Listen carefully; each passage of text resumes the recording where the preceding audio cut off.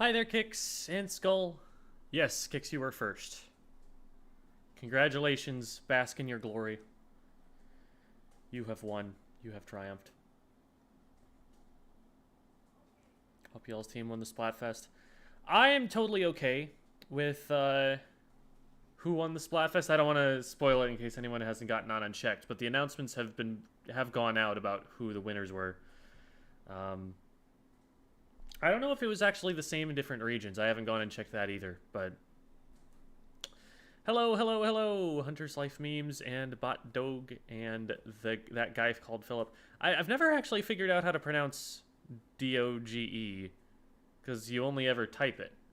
Is it like doggy, because it's dog and then there's an E? Is it Doge?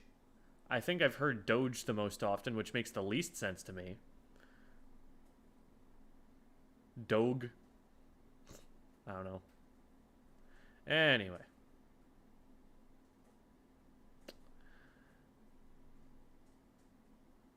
It's the same everywhere. Makes sense. Yeah. All right. See, what we've figured out from the way that the Splatfest works is that the winning team in the first half is absolutely screwed. No chance whatsoever. Because even if they win a match of Tricolor Turf War, the other team can still score more clout points by just capping the rockets, by just capping the sprinklers. Like, it's so silly. You get this, like, 6k clout bonus, which is more than you get for winning the game just for capping. Once, like... Congratulations, you stood in the middle of the map for 3 seconds without dying. That's all that measures. It's so hopeless for the team that wins in the first half. So unless they change that system, the strat is going to be to, like, sandbag in the first half. It's so dumb. And I hope, you know, that they learn, oh, wait, that's not working at all, and change that going forward. But if they don't, there's going to be some degen tactics happening in the first, I don't know, 6 hours of the next Splatfest. Anyway, hi, Astral.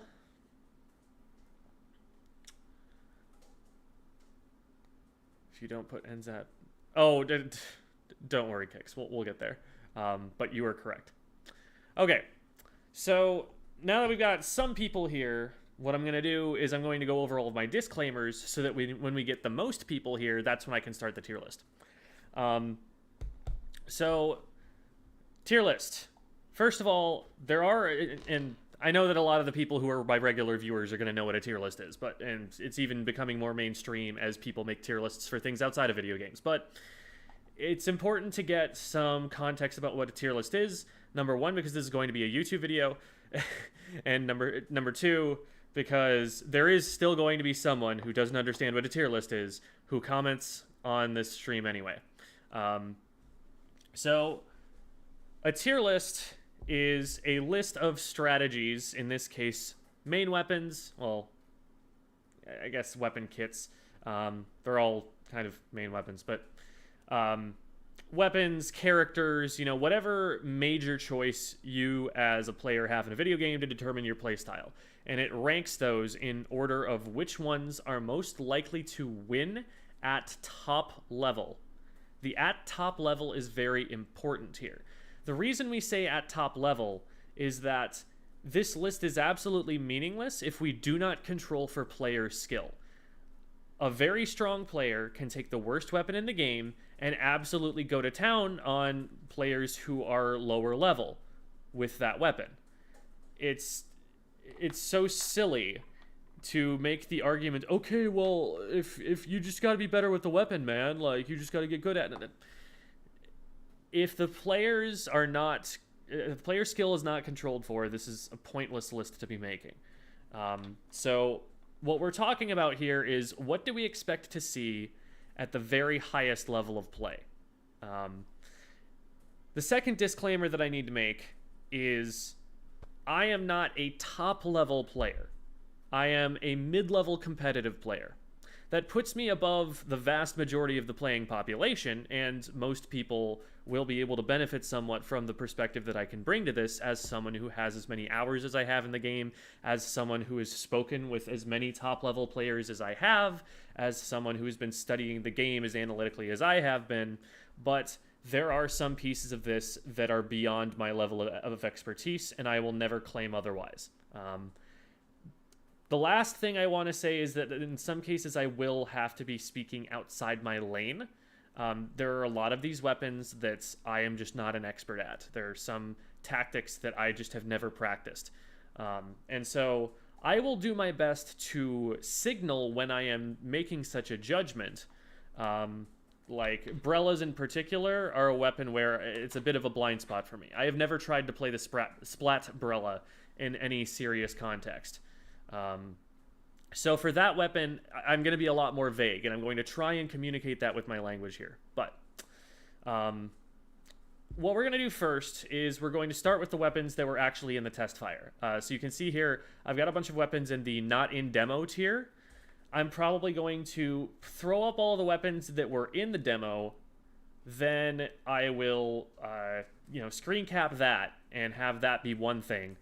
And then I'll make my best judgment on the other ones after that, because I do have all of the other kits pulled up right here, and we will be able to go through all of that, but for now, we're just going to focus on what I've actually gotten to play so far.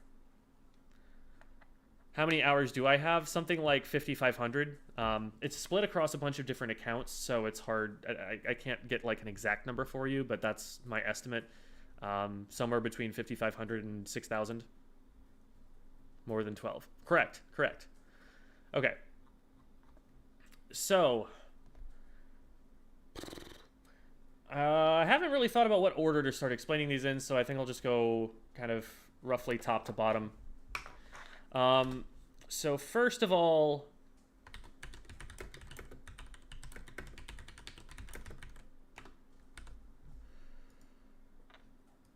you all knew it's going there. So here's the problem with the N-zap. The N-zap has Tacticooler. And Tacticooler is absolutely broken. It is possibly the most broken thing that I've seen in a Splatoon game ever. Here's what Tacticooler does. Tacticooler makes it so that it is not worth it to take the risk to fight your opponent who has a Tacticooler buff. You splatting them takes them out of play for so little time that the engagement of you fighting them might take longer than it takes them to get back into play. You can, like, take a team fight, splat one player, splat two player, splat the third player, and by the time you get to the fourth player, the first player you splatted is back into play because they super jumped into their fourth teammate. It's just zombie mode. It's like you're playing Call of Duty Zombies, and every enemy is a dog, and they have guns. It's just not fair. When I tuned in at the end of the stream that I had, I was going from like 7 a.m. to 3 a.m. or something. Like I thought I was on DGen hours, and then I went and raided Keo. And Keo and Bursty and Biscuit, and I forget who the third player was, but all absolute top-level NA players, like, it's like part FC Win, part Starburst. They were playing quad N-zap, and I don't think it was a meme. I think they were dead serious. I think that was their team comp, and that was what they thought was best. So Tacticooler is a problem. That's the thing is, I've only talked about one of the buffs that Tacticooler gives you. I guess I've kind of talked about two, because like one of them is the respawn time, but then one of them is the quick super jump that it gives you. Because of course it also gives you quick super jump. Of course it does. But it also fixes your aerial aim RNG. So like, sure, you could just be running Intensify Action and not have that problem in the first place, but it fixes your jumping aim RNG for some reason, as if it needed more. And it also gives you the most drastic movement speed buff that you have ever seen in Splatoon. This is faster than a lightweight weapon with like maxed out swim speed.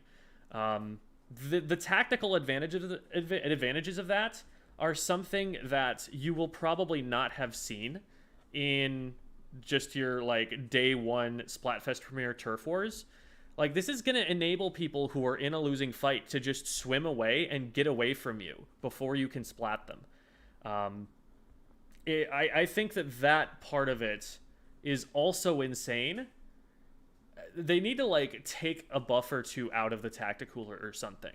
The reason the N-zap in particular ends up here is because the N-zap is a premier support weapon, and it always has been. Like, in Splatoon 1, it gave you Echolocator. In Splatoon 2, it gave you Ink Armor, both of which were meta specials for pretty much the entirety of those games' lifespans, as far as I can recall. And so there are a bunch of N-zap players out there who already know how to play support N-zap. And the kit is pretty much unchanged, except now it has a much, much stronger special than that. And the N-zap has always been at least viable, usually a part of the meta.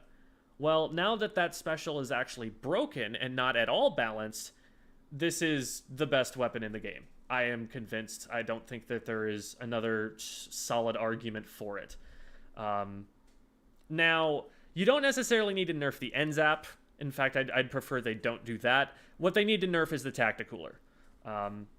So that's why the N-zap is up there. It is one of the best special farmers in the game. It has the best special in the game that's not fair. That's why it's there. Okay, enough about that. That was probably the easiest gimme of the entire tier list.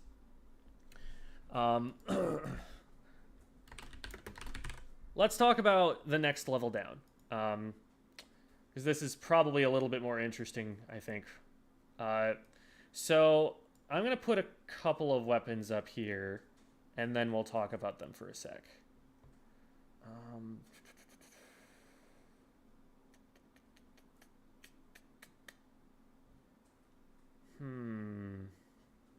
You know what? I'm not going to go for top tier. I'm not going to make such a specific claim. This is, after all, a day one tier list. I'm going to go there. I'm going to go here.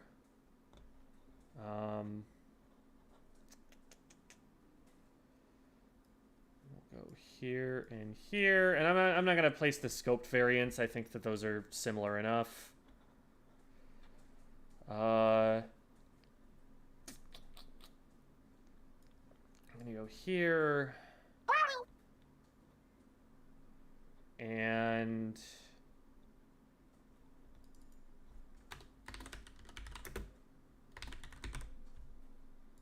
go there. Let's put this here. Yeah, we'll put Octobrush. Yeah, I'll put that there. Go here. So that's Crab Tank.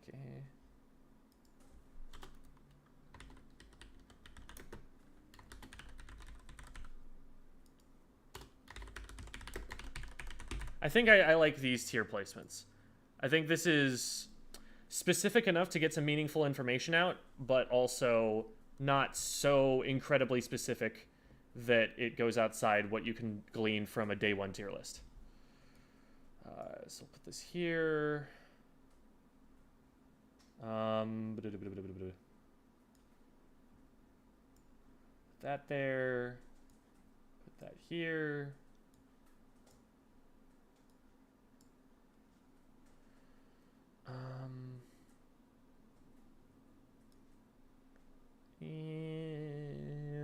I'll put this down here.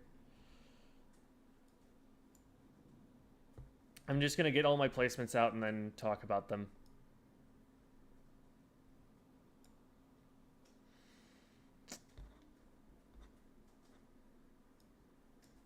There. There. Bucket. Put it here. Almost there. And then we'll get to talking about it.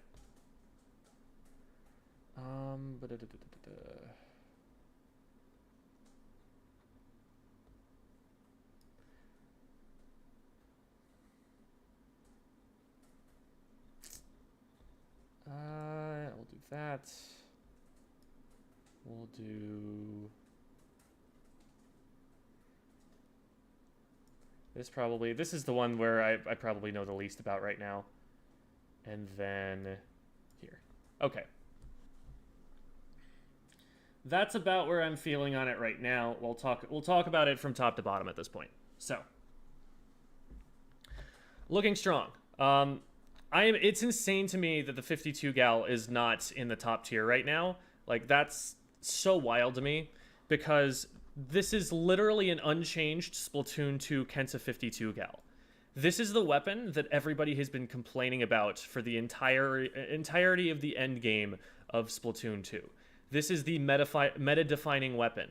This is like the weapon that even like casual Splatoon players know is broken.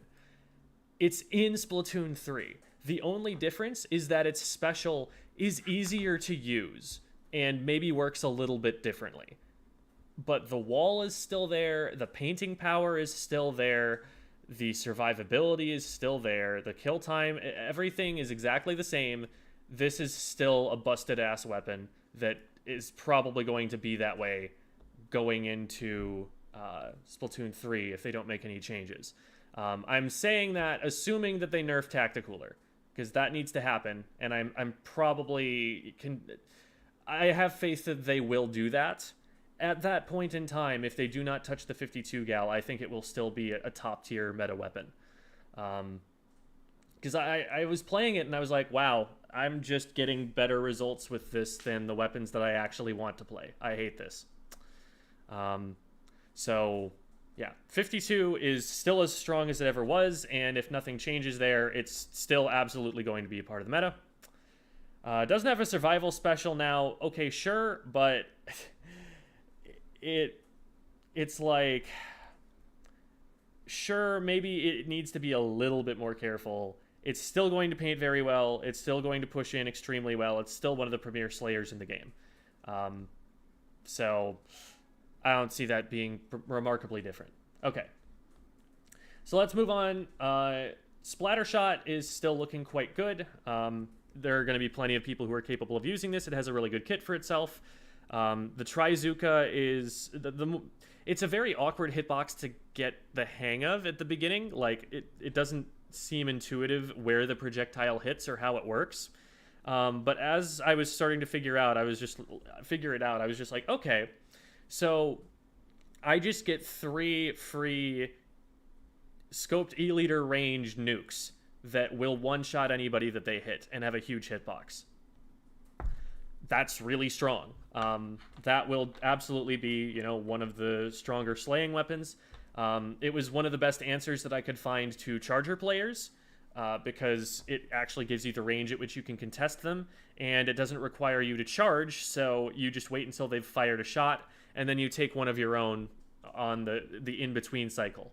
And that's a pretty consistent way of dealing with the charger player who isn't already taking cover. So,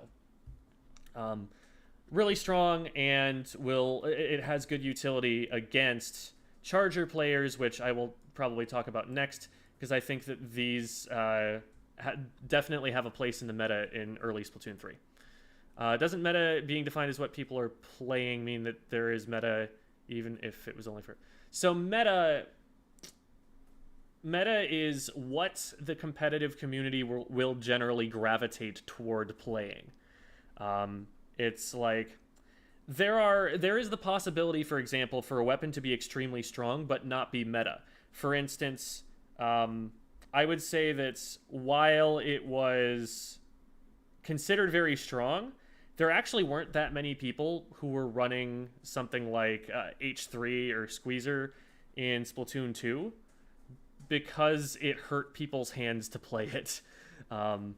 So, I mean, you can consider those meta weapons if you want, because there were still enough people playing it, but, like, usage statistics on a weapon don't necessarily dictate their place on a tier list.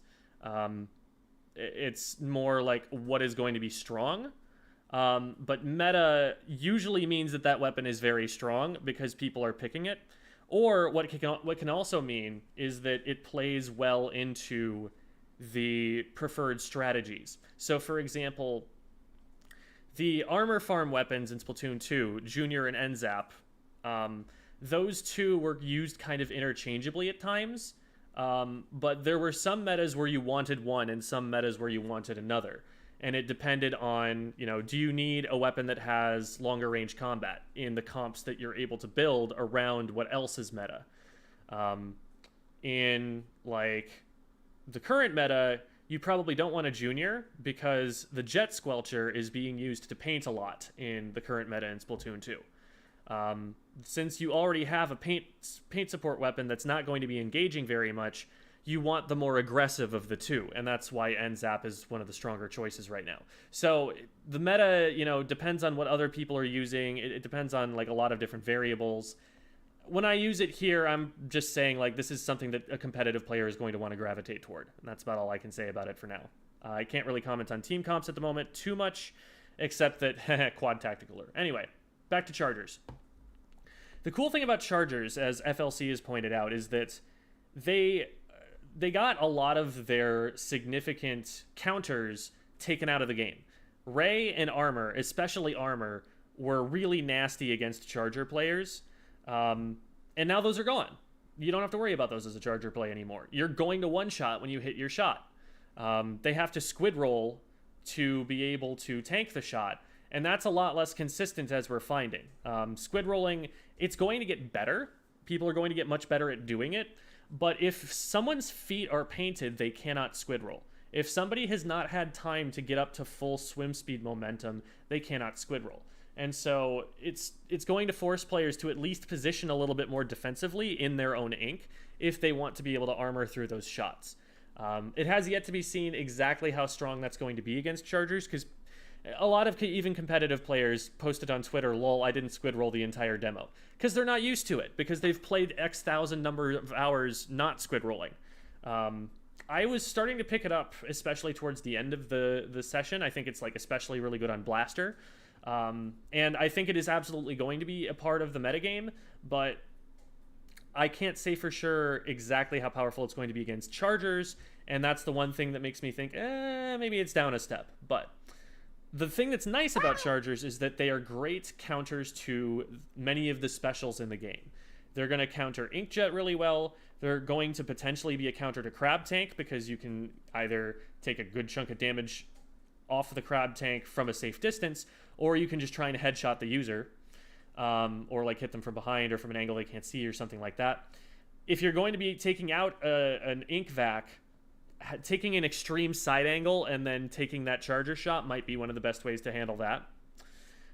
It's going to be absolutely the bane of a Zipcaster's existence to have a good charger on the other team, because that Zipcaster is announcing exactly where it's about to land, and it doesn't seem to be armored at all going through the air, so it's just going to get picked every time.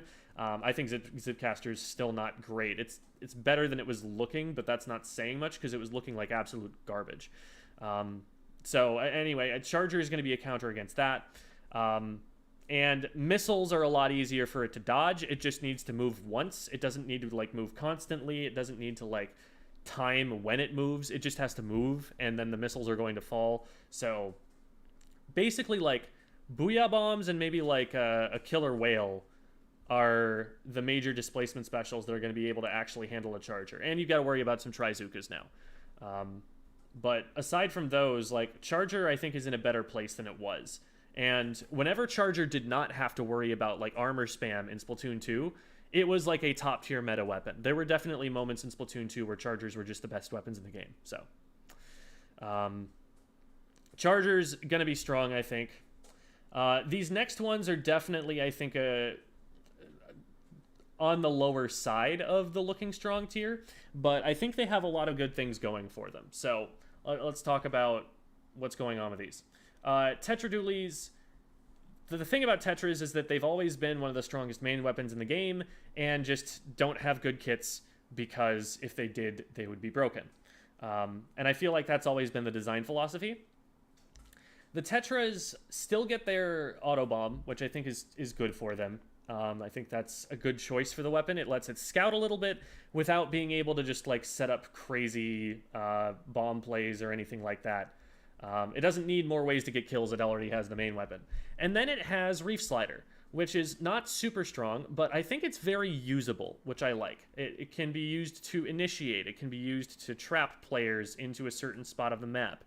And out of the Reef Slider, you're going to just be like rolling around again and be difficult to hit. So I think that synergizes super well with the weapon without breaking it.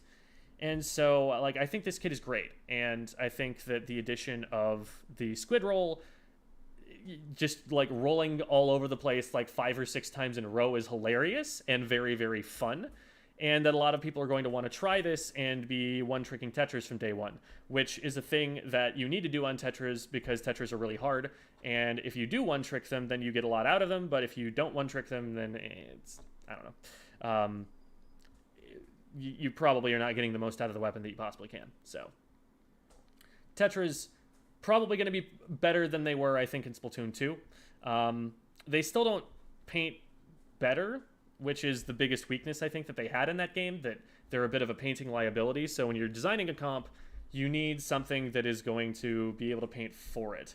But hey, look, we've got an N-zap that's going to be meta, so it can probably pick up the slack a little bit. Okay. Brush. Oh, you can get sniped right after using Reef Slider. Proved it to some poor soul. I don't know. I don't remember exactly what the cooldown time is on that. I'm going to have to go back into the footage and see exactly how that works. So, yeah, maybe it's not going to protect it perfectly, but anyway, getting sniped out of Reef Slider, you know, that only makes another argument for the Chargers to be up there. Anyway, Brush has an awesome kit for it. It's got a bomb, which is amazing. That's like so good for a Brush. And it's got a special that is going to force people to move. And uniquely out of the other weapons, this is a weapon that can use the killer whale in a more versatile way. You can put your Brush down and run with it, and then you can like change its targeting just by a little bit more. You can change the angle it can fire at by just a little bit more. Because you can move around a little bit faster. And I think, wait, maybe you can't use, actually, I take that back, because I don't think you can actually use the main weapon while you've got it open. Okay, so maybe not that aspect of it. But the kit is still great. Like, Brush with a bomb, I think, is already in looking strong tier to me. Regardless of whatever synergy it might or might not have with the special. Because, I think with Killer Whale, like, you get this thing up on your back, and while targeting, you can't fire the weapon. You can only run around after it's targeted them.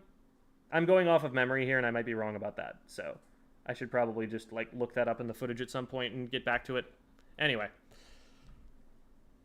You can use the main weapon during Whale? Okay.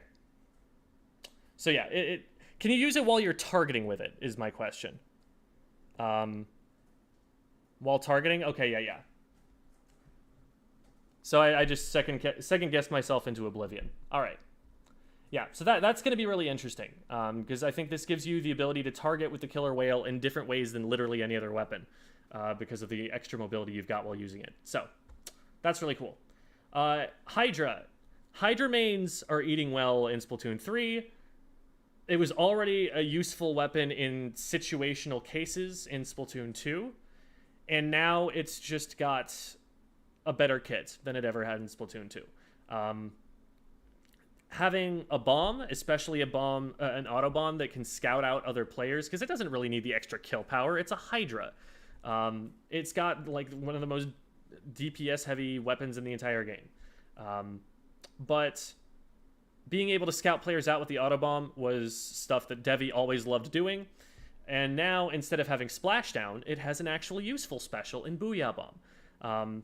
People ran Heavy Remix in Splatoon 2 because it was a Splatling with Booyah Bomb. Well, now they've got a better Splatling with Booyah Bomb. I do think that the Hydra as a main weapon just has strengths that are worth picking it more than the Heavy does. It's a little bit less of a balanced strength in that there are some places where you don't really benefit from that strength, from that extra range. And it's too slow to do stuff. Like, I don't think either weapon is like the meta backline weapon in all cases, but for one thing, I think that could potentially change because it's in Splatoon 3. They're doing a lot with verticality. They're doing a lot of these like great bridges that go across the top of maps, and Hydras love that. Hydra's best map in Splatoon 2 is Kelp Dome, where you have all of those grates that you can go over the top of because the Hydra can just control those really well.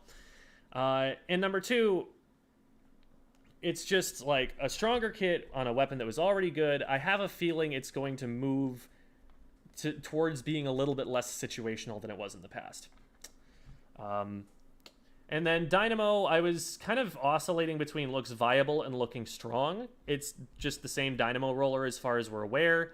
I don't think that the paint is like maybe a little bit different, but it's not looking like significantly better or worse. The frame data isn't looking especially better or worse, but it's able to move around better now because it has squid roll, so that's a slight buff to it. And on top of that, they gave it Tacticooler, and so it automatically goes up a tier. It's not the best Tacticooler farmer, and that's why it's not up in here, but I mean, it's got a broken special right now, so that's where we've put it. To be clear, this is not like, here is what it will definitely be when Splatoon 3 launches, because I'm begging the developers to nerf Tacticooler, and that'll probably knock these weapons down a tier or so. But as of right now, this is where it's at, I think. Okay. Looking viable. I hesitate to put the blaster in looking strong, but I love that weapon. I was having a significant amount of success with it. I think that its biggest flaws have been entirely removed from the game. Blaster had two major issues that prevented it from being used. Yes, by design, it doesn't have that much paint, but that wasn't what was keeping it out of the Splatoon meta. Because there were metas where blasters were actually in. The most famous of them being the Blaster Brella Dualies meta in Splatoon 2. Well, I guess I should also mention Splatoon 1, where blasters were just meta throughout. So, well, there's that. But in Splatoon 2, we had the Blaster, Dualies, Brella, rock, paper, scissors kind of meta, which was kind of the golden age of Splatoon for a lot of people. You know, Prochara speaks very happily of that meta. That was where I got into the game, and I loved that meta. Oh my god, that was so fun. So that was really a nice moment in the game where blasters were in. And what changed it? Well, the jumping aim RNG is terrible on blasters in Splatoon 2, and you can fix that. I'm just saying straight up fix it with Intensify Action. I think the amount of shot spread that you get with two mains of Intensify Action is so minimal, it's basically like it's not there. You should probably hit the vast majority of your directs with enough Intensify Action on the blaster. The other thing that made it really rough to play a blaster was armor, and armor is not in the game anymore. So now you are going to one-shot if you hit a direct unless they squid roll. Now, to be fair, right now, and this is one of the reasons why I'm saying looking viable and not looking strong, people aren't using squid roll enough. I think that, like, having used the blaster and used the squid roll against other blasters, the squid roll is enough to get me an extra attempt at a kill shot. And I think that that's insane, and that will definitely hurt blasters in particular because they have such a slow fire rate. Splattershot doesn't care as much about that because the first shot shreds the armor and then the second shot will hit anyway.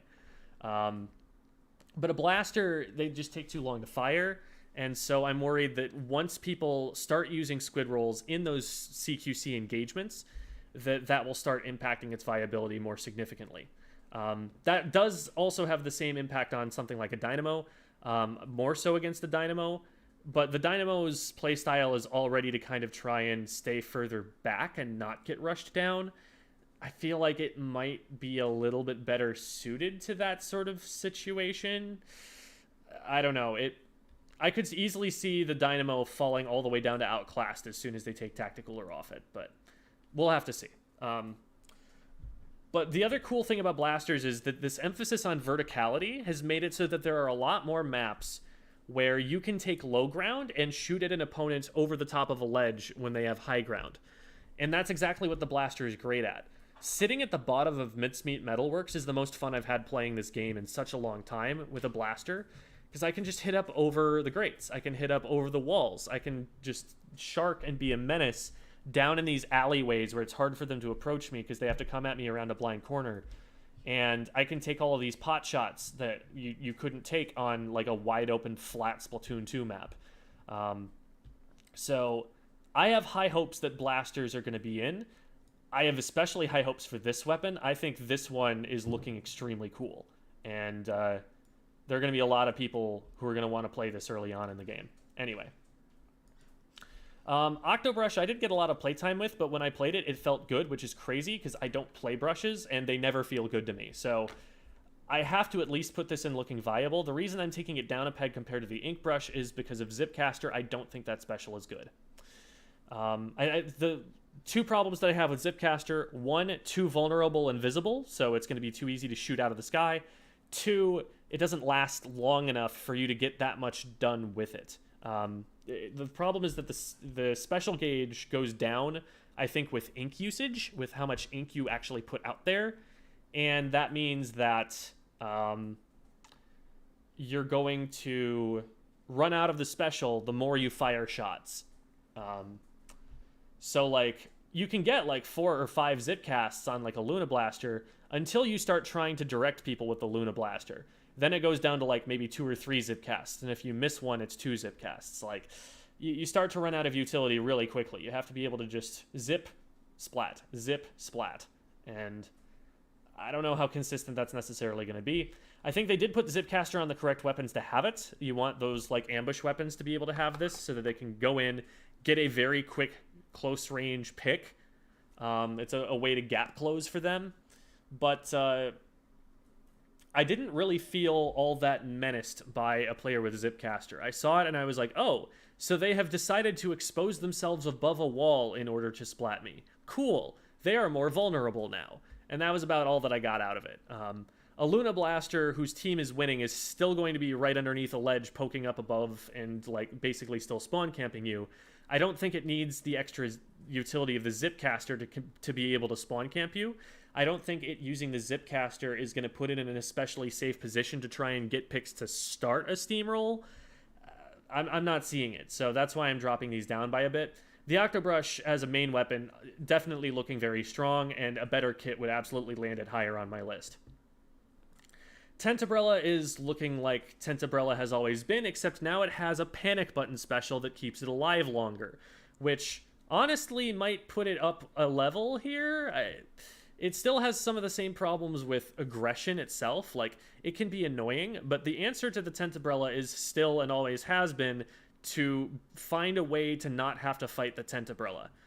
To find a way to just let it be on the map so that it has to move towards you slowly and be like, hey, wait, pay attention to me, though. I'm over here. Look at how scary I am. Wah. While you engage the rest of its team.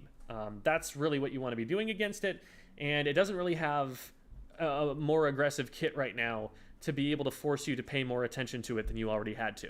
But I'm just thinking, like, it launches its shield towards you and then turns around and ink vacs and walks backwards. How do you even hit it? Like, where is the the hurt box on this weapon anymore? It's just literally invincible, which I find really funny. So that combo, I think, of ink vac and Tentabrella is really cool, and that people are going to find a lot of use out of that. I'm putting Sloshers up here and looking viable. Like, I think that they're absolutely in pretty good shape. Splat Roller. This was one that I had a lot of fun with, so I might be biased. It might be outclassed. Because looking at the damage that it's doing with the horizontal flick, it needs to get really close to be in one-shot range. And maybe I'm just getting fooled by the fact that it looks like it has longer range in this game than it did in Splatoon 2. But it seems like it might not be splatting as close to it in its range as it did in Splatoon 2. But this weapon definitely looks like it's a little bit different. I don't know if they changed frame data or if I'm just getting fooled by the fact that they've changed it visually and it's bigger now. But I was having a lot of fun with it, and I think that the same issues that enabled the blaster to, besides jump RNG. Okay, so the same issue that armor is removed that made the blaster less viable is going to help the splat roller as well. So I think this is definitely a cool addition to the game, if nothing else, and that it could definitely see more use than I think it did in Splatoon 2. Splatoon 2, it was outclassed by the carbon roller. The carbon roller just did everything better than this weapon did, and I think that they're trying to distinguish it a little bit more from the carbon roller with their design of it in this game. So that's where I'm at on the roller. Heavy has Wave Breaker, which is cool, but it didn't impress me as much as the Hydra did. The Heavy has always been a weapon that's like in this awkward place of not having quite enough range to contest a lot of other backline weapons, and not having like quite enough DPS to make up for that, not having quite enough mobility to make up for that. It's like nice to have the extra DPS because it is still very high DPS, but like if DPS is what you need, then maybe you would run like a Hydra or a 52, something that's going to be a little bit faster, or something that's going to be a little bit more of a tank. Like, it just doesn't... And by tank, I shouldn't say tank. About, a cannon, an artillery weapon. It doesn't feel like it has enough to distinguish it from the higher tier options here, except for Wave Breaker. And that was kind of what Heavy ended up being. It was like the backliner you ran if you wanted the special it has. And otherwise you ran something else because the main weapon had something more unique to offer. Slosher, it feels a little bit underwhelming, the hitbox on this weapon right now. It just doesn't have a ton of range. And I know that it was like that in Splatoon 2, and it was still good. So maybe this goes up a tier, but it doesn't have a good sub-weapon on it anymore. Inkjet is going to be fun. Don't get me wrong. I still love me some Inkjet. But it's also going to get shot by a lot of chargers. And it just feels a little bit riskier to run than it did in Splatoon 2, where you had really good sub-weapons to pair with it. I don't think Toxic Mist is doing it a lot of favors most of the time here. So it's down a little bit from where it was, but a better kit can absolutely put it up higher. Dualies, one of their biggest problems was MPU increasing the damage and increasing the chance that you get one shot if you roll through enemy ink. That problem is not there anymore, so dualies can absolutely be used. I don't think that these ones in particular are that great. I don't think Crab Tank is like an awesome special for the dualies to have. It kind of worked as like a panic option in Splatoon 2, where you had Baller, because this is basically the K-Dualies kit. And I feel like that kit was very awkward.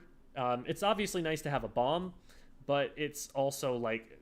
The Baller was good when we wanted Ballers, and then we didn't want Ballers anymore, and the Crab Tank is slower than a Baller. I don't see it getting that much value out of its special, because that special, I think, is better used on a midline weapon. So it's in an awkward spot. I think a better kit could absolutely, bring this one higher. You put something like the N parries out there, and we're in business. Yeah, Crab Tank is pretty shreddable, specifically because it's slow.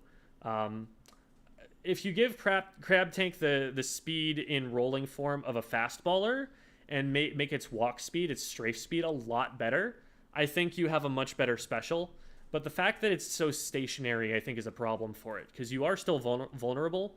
It feels kind of like if you were to take Ultra Stamp, but give it some range. So it's better than Ultra Stamp, but it has the same problem that it's too easy to get damage on it by flanking, and you immediately make yourself an enormous target, even a bigger target than you would in Ultra Stamp, since Ultra Stamp can at least shark with it. you make yourself such a huge target. Everyone's going to see you. Everyone's going to know where you are and where you're looking. And it's going to become a priority to flank you and take you out. And you can only watch so many players before you're going to need your team's support to make that crab tank do anything for you. So that's where I'm at on that. Junior, I think that the special that the Junior has to farm is very underwhelming for the Junior. And that's why I put it down a tier. Junior has been a special farmer forever. And now the special that it has to farm is a special that you put on a short-ranged weapon so that it can force opponents into its range before it's able to be hit. You know, Big Bubbler is sick on a blaster. It's sick on a roller. Because that special makes it so that the only way that someone can damage you is by getting into range for you to one-shot them. That's so powerful for those weapons. And I think on a coordinated team comp, Big Bubbler is going to be better because you can set that up for your teammates. But it's much more situational than something like Tacticooler, or, you know, one of the displacement specials, or like missiles. So I don't think the Junior has as much to farm special for, and I think that takes it a peg lower in the meta now. Still has bombs, which is still sick. It's just the reason that Junior was allowed to sit back and play the supportive playstyle that it did in Splatoon 2 was because it was able to get armor while it was doing it. Now it doesn't have something that's as spammable, so I'm not liking where the Junior is at with this kit right now. Slosher has a slightly skinnier hitbox, but that's it. I don't think Slosher is been significantly dinged, and I think that having triple ink strike is sick on it. That's a very good special that it's going to be able to use well. And this is just an overall really good kit for it. So I could see this moving up into looking strong. It's just going to be solid all around. It's going to have the same problems that it had in Splatoon 2, though, dealing with something like a 52 gal, because they have wall and you don't, and they can paint their feet and move quicker and you can't. So I think that the mobility of the weapons higher up at the like short to short mid-range, I think these weapons are more mobile than this one is, and that might give them an edge over it. Brella is the one where I'm the least confident about because I've played it the least and I know the least about the Splat Brella. It's looking about the same as it was in Splatoon 2. The paint is the same, the damage is the same, so I don't really see too much changing in the way that we estimate it. It's got, I think, Sprinkler and triple ink strike, so good special for it. It's not like it was ever really hurting for good specials. It had the bomb rush, and when Inkstorm was meta, it saw some use there for that. So having Sprinkler is definitely really mediocre. I don't think any weapon really wants his Sprinkler. There are some weapons that can use it better than others, but I think every weapon would probably prefer something other than Sprinkler. So it's fine. If you played Brella, you can probably still play Brella. There will probably be another kit that's also pretty solid. But it's not something that I'm like immediately rushing to recommend either. Like, oh, you need to play this weapon if you want to win. All right. Luna Blaster. Reason I say outclassed is because it doesn't have the same range as this blaster, and this blaster has a better special. That's about it. Like, they both have... I mean, I guess this one has auto bombs, so that's a little bit less nice for it. But the auto bombs are actually pretty nice for scouting players, for gathering information. I don't hate having that, so...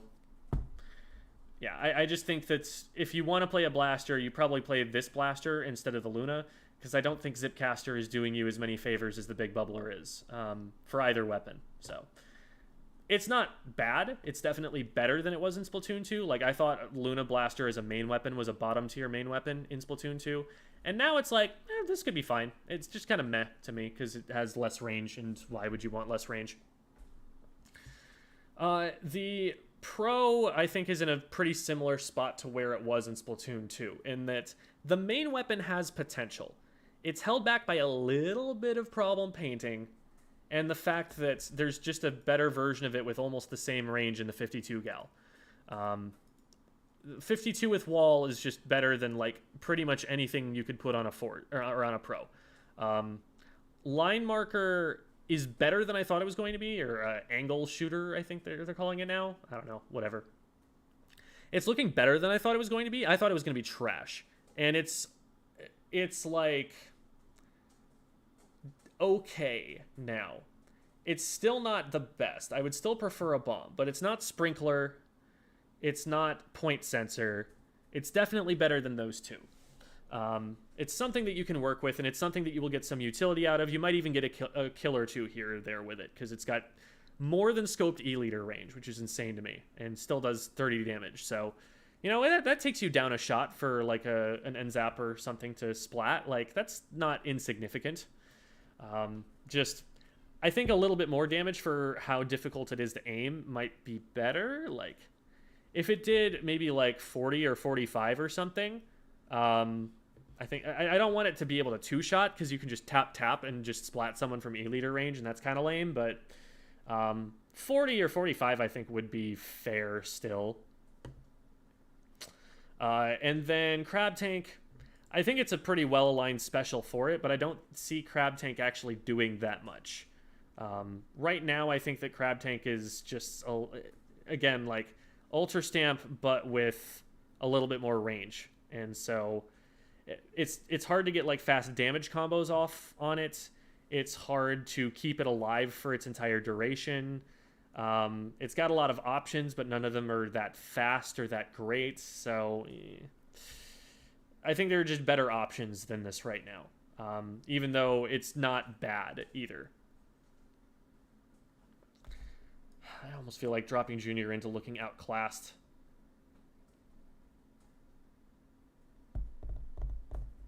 Yeah, I think I'm gonna drop that down. Because I felt like I was talking about the Junior just now. I was talking about the Splattershot Pro.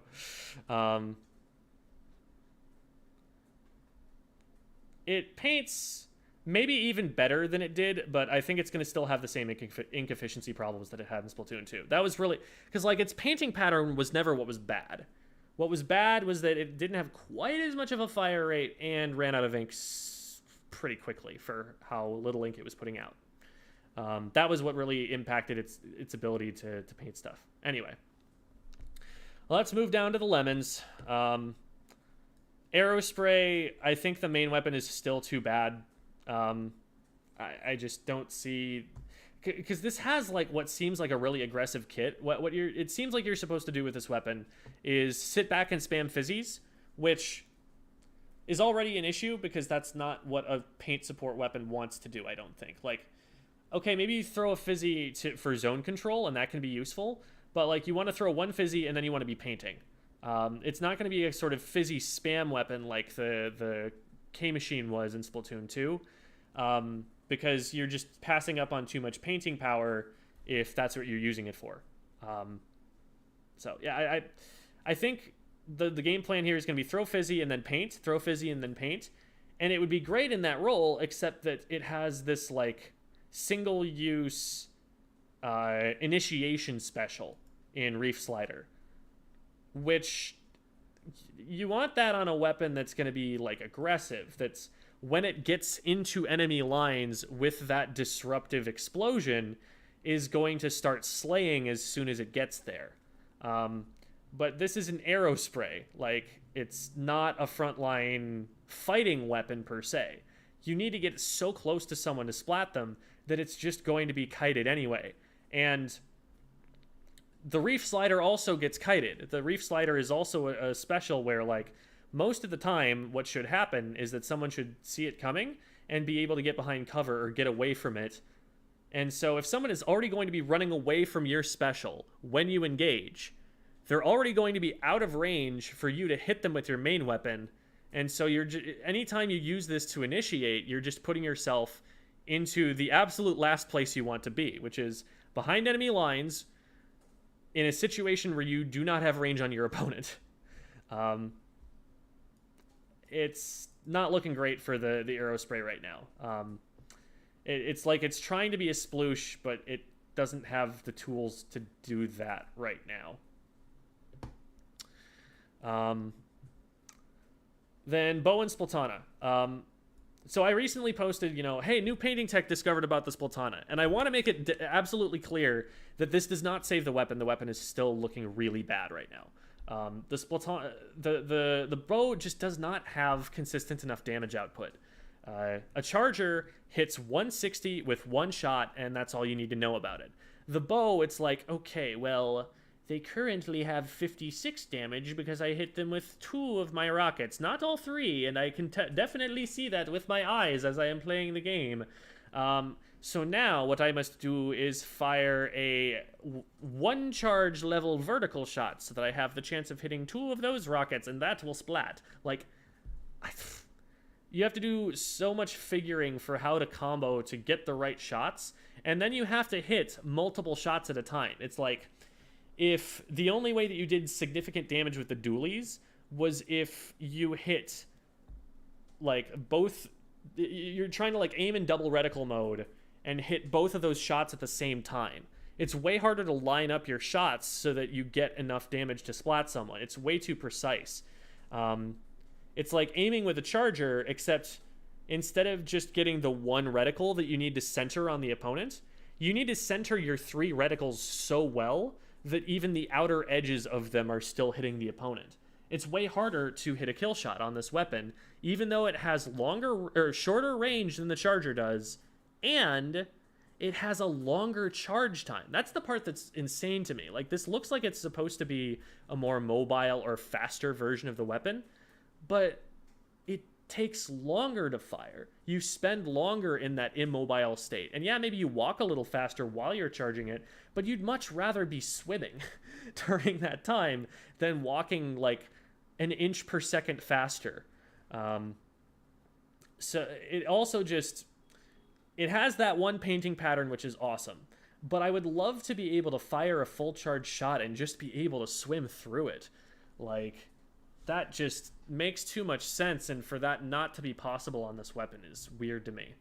I think this weapon needs significant buffs in the damage department to see being picked, or to paint significantly better, or to get a buff to its range or its charge time. Any of those things could make it a lot more of an interesting choice. Right now, I think you pick a charger instead.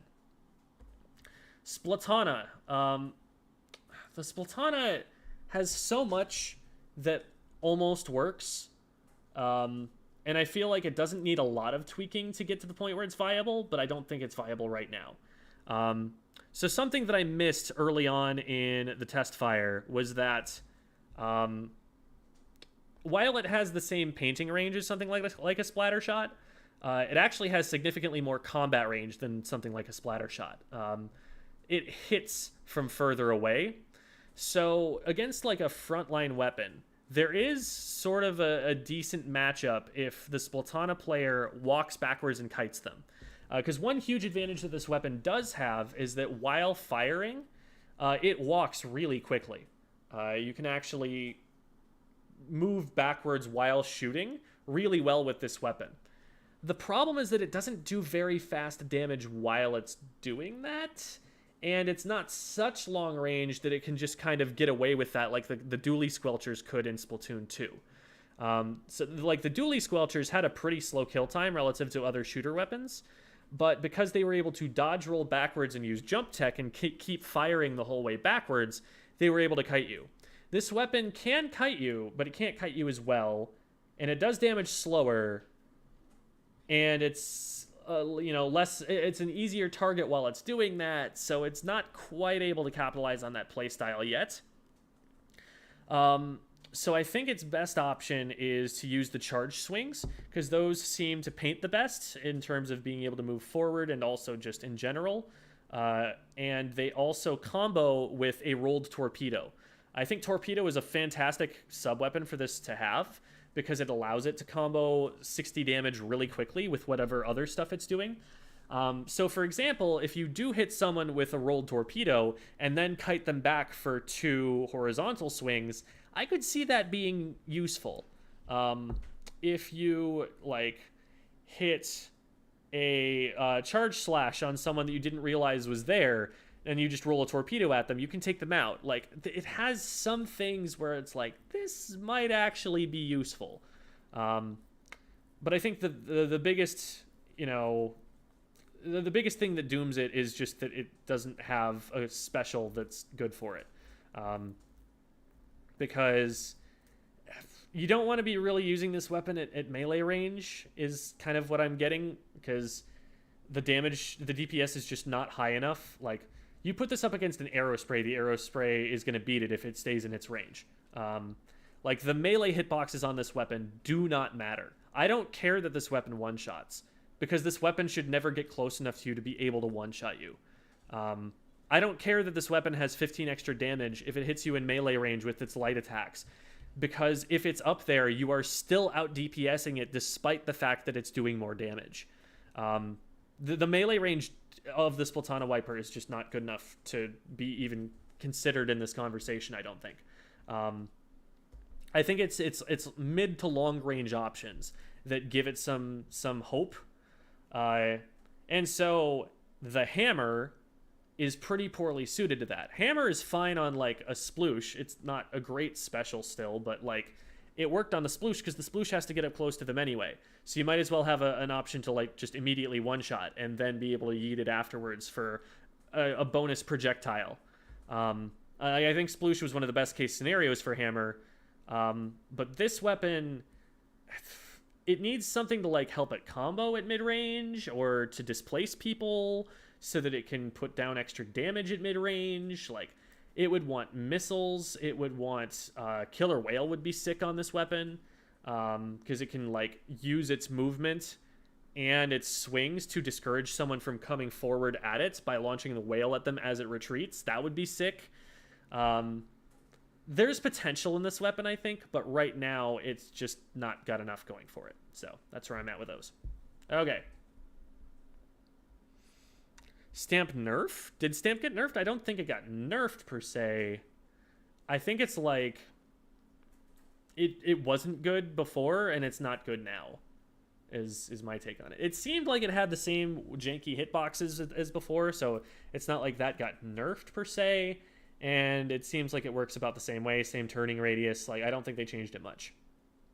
And that's kind of an issue for it because, well, I don't know. The Stamp, I don't want it to be buffed. I just don't like it as a special because it's bringing a knife to a gunfight, basically, or a club to a gunfight, I guess you should say.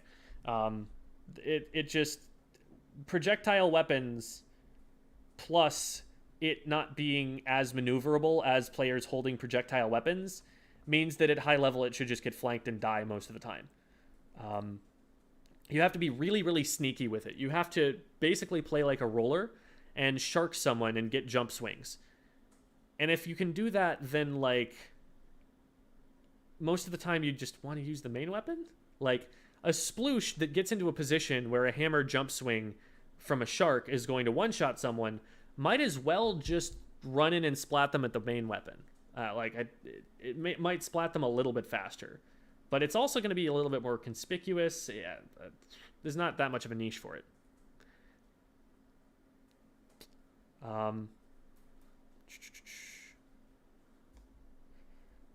So, okay. That does it for these weapons, the weapons that we played with. Generally, closing thoughts, aside from Tacticooler and K52 being back, everything is seeming pretty well balanced so far. There will, of course, be a meta among all of those weapons, but I think there's a lot of potential for you to bring weapons that aren't necessarily meta into a comp and still have success with it competitively.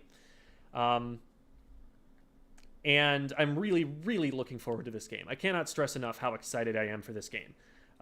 It's very, very cool, and I just want to immerse myself in it even more.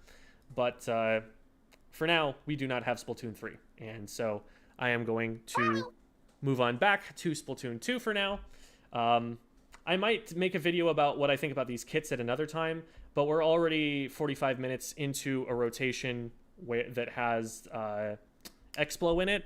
So maybe what I do is I play some Explo and then come back and do these other weapons after that. That might be an idea.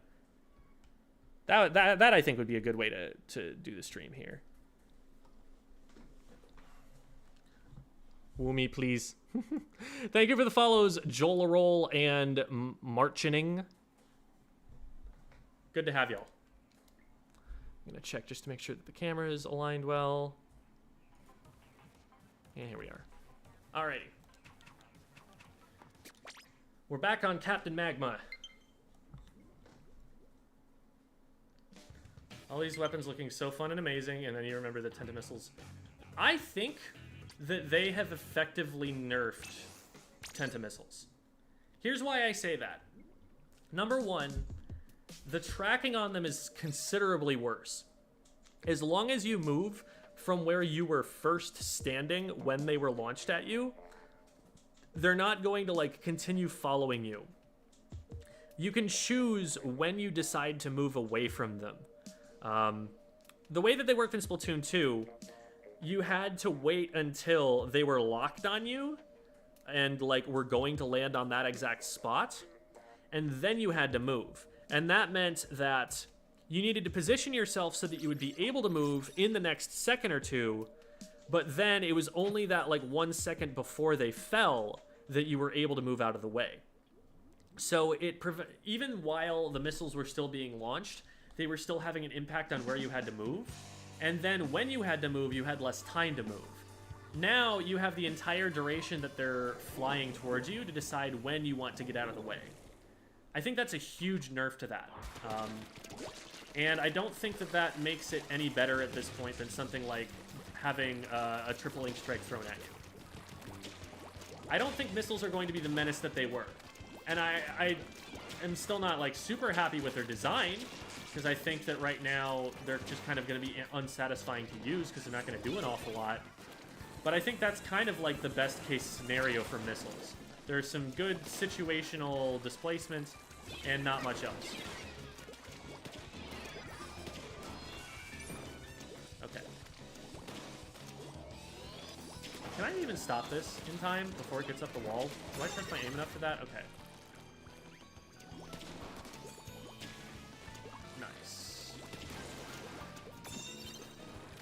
So, we're in B+ here.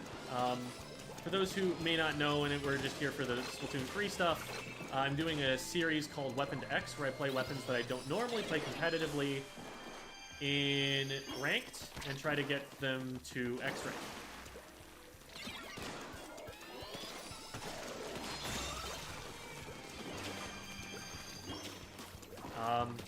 And X-Blow is one of the weapons that I am least familiar with. So it's a good learning opportunity for me to pick up some playstyles, especially going into Splatoon 3, in case, you know, something else ends up being meta and I want to learn it, or want to learn how to teach it to people. It's a good opportunity for me to learn more about the game and be able to play it.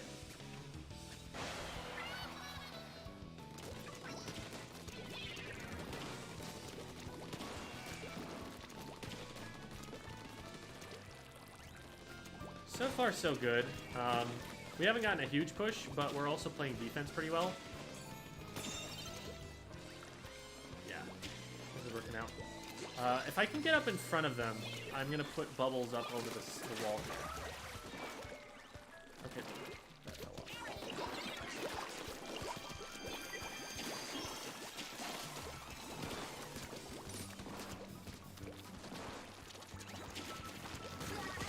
Oh, thank you, teammate.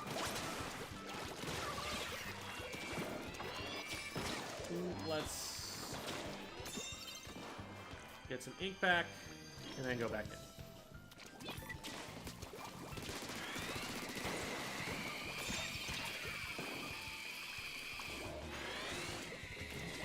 I missed the rail.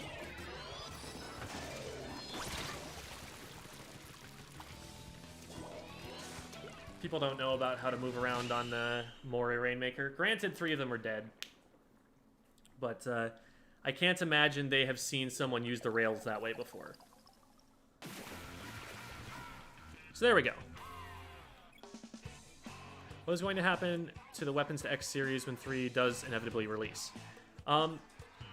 I'm definitely going to make a lot of educational, strictly educational Splatoon 3 content. Like, it's going to be more, here is how this game works. Then it's going to be, let's learn alongside me as I go through this personal journey. There's going to be a lot more of that, especially early on. There are going to be a bunch of new players, and they're going to need kind of a grounding. I'm going to need to have sort of my equivalent of the how to get out of ranked series put out on the YouTube channel at first. Some good, highly edited content to help new players get into the series. But we'll see what options are available in, you know, solo play when we get to Splatoon 3. Because I don't even know if it's going to be possible to make Smurf accounts. It might work out differently in that game than it does here. I doubt that it will, based on the way that I was able to create multiple accounts and be in the different Splatfest regions. But you never know exactly how it's going to pan out, and I'll have to kind of reserve my content ideas for after we see exactly how the game is designed.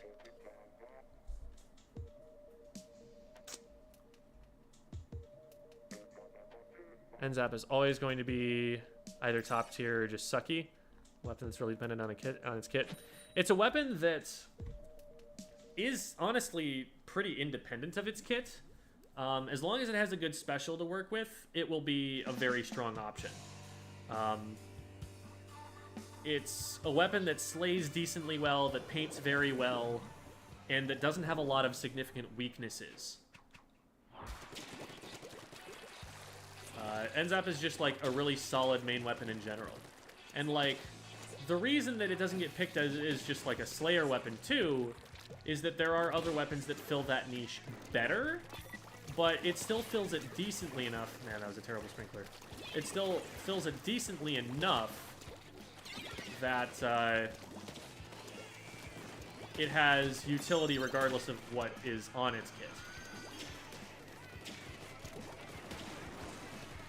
They've got a disconnect, so this should be relatively free. How do we have Wahoo again?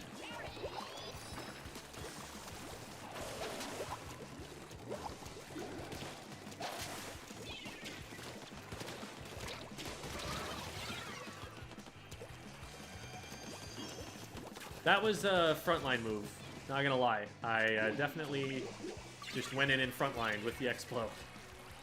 Something that I've been struggling with for some time here. Oh my god. I literally didn't even see the missiles underneath the ledge there. I wasn't thinking enough about the fact that they were going to land on my teammates there. Someone in our court.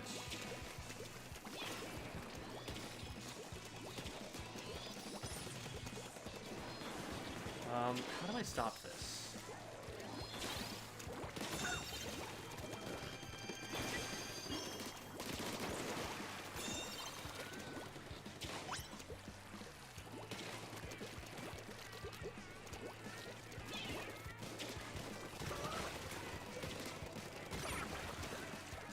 Nice, that's 2 of them down.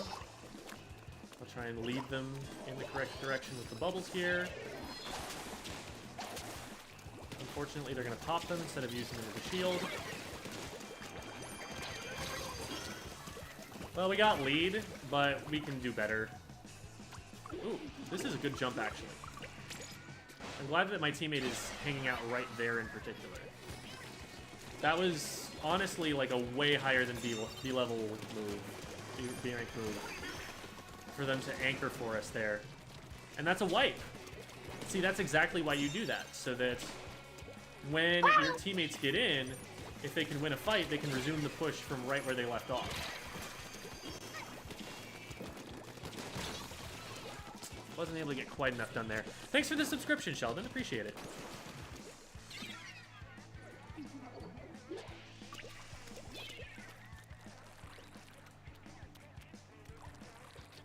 Rain-zap, yeah, Rain-zap is UG because it has Sprinkler and also an outclassed special. It has to play very passively, which isn't great for it. But there are not many weapons that you can give Sprinkler Rain to that will get anything out of it. And even then, those weapons will get more out of something else.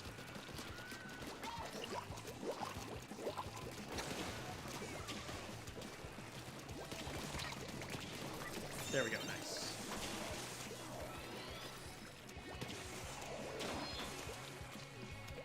I'm doing very frontliney things by trying to lead the Rainmaker. At this point, we actually really don't need to push up. We can just wait for them to feed into us. And I like that that is what our teammate here is doing. I think that's excellent.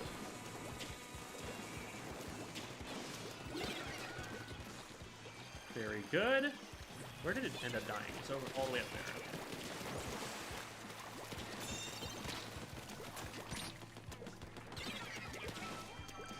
Well, one of these days I'll hit them. Just like that. Okay. Oh god. I got the 90 hit. Do it, do it, do it. Ah, they didn't see him. Shucks. This might be trouble.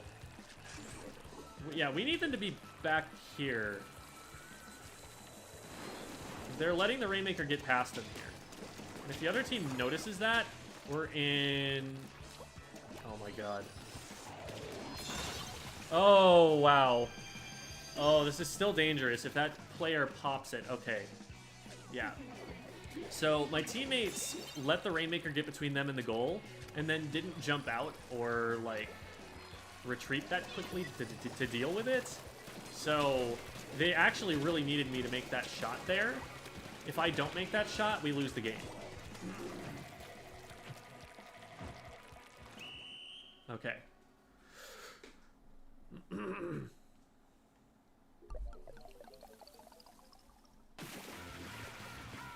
Just bought a Switch to play Splat 3. Playing some Splat 1 on the Wii U in the meantime. Awesome. Welcome to Squid School.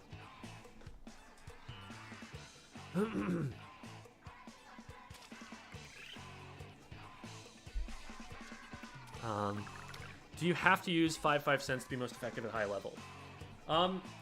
I personally think it's optimal, but the top NA player ever only ran like 3.5 cents. I would say you need at least like 2, I would say. I wouldn't run much lower than that. There are maybe some Charger players who can make an argument for going slightly below that, but as long as you have the ability to 180 and you can do that relatively quickly, I don't see there being that much of an issue. I just think that being able to 180 quicker is very beneficial, especially for close quarters combat weapons. Like, if someone has the potential to cross you up in the middle of a fight and you can't 180 that, I think that is a significant detriment to your play if you're a short-ranged weapon. And I think it's really cool being able to snap. Like, I think being able to snap is, like, the reason that people would want to play Charger. Just it's really freaking cool that you can do that. But, I can also see someone wanting to just be able to line up their shots and have a little bit more precision. Oh my god. I need to jump out. There's no reason for me to stay. I don't have any paint behind me to retreat into. I can't just swim backwards. They kind of let me get away with murder there. I should have gone down for being in the position I was.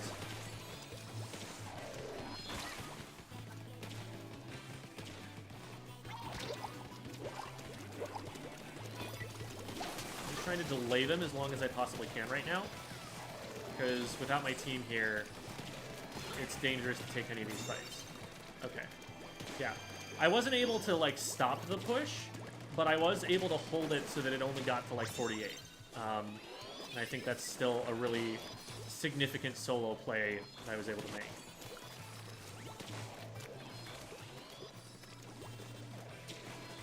.48 is not really a winning push.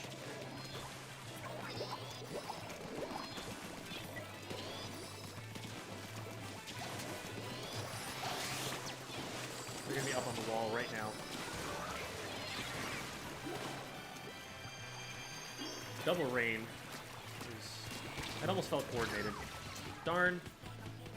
And someone comes through from mid.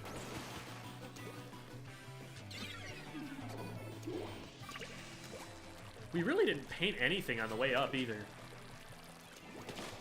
We've got a zap, we've got a sploosh, like, we should be in a position where we're able to paint up as we go.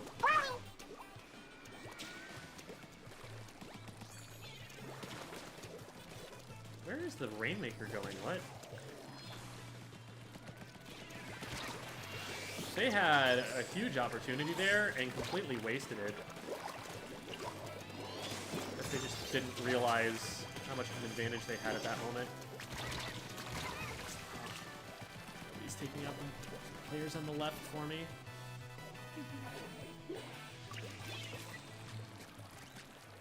The blob was in a pretty exposed position, but we didn't have anyone there to punish them for it.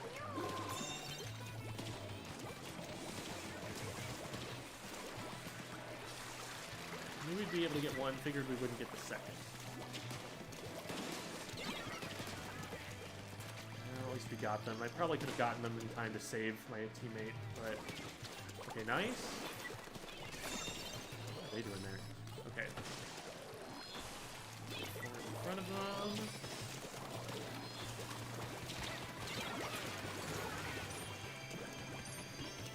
My frontline instinct there was, instead of to go after the player with long range, to just avoid the player with long range.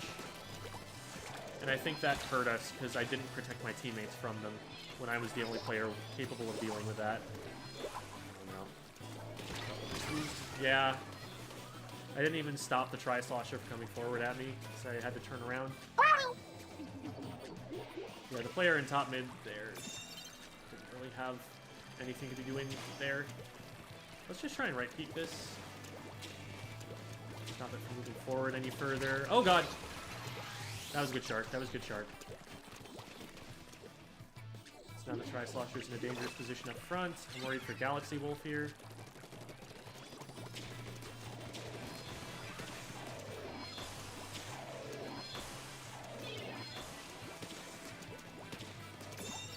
Nice. That's one of those situations where the Explosion feels like a strong weapon.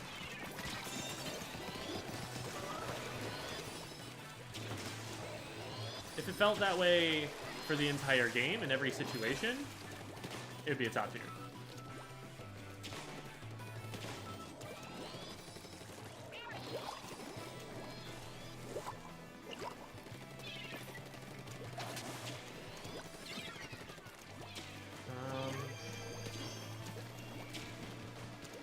We only have 8 seconds. We need to pick this up. Come on, we gotta get the Rainmaker.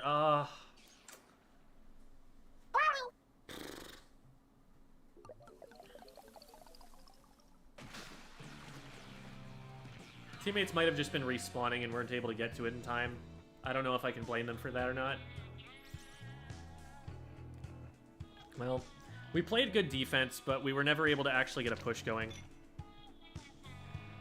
Thanks for the follow, Fluff, and for the subscription earlier, J Lael, and for the follow, Splatjack7.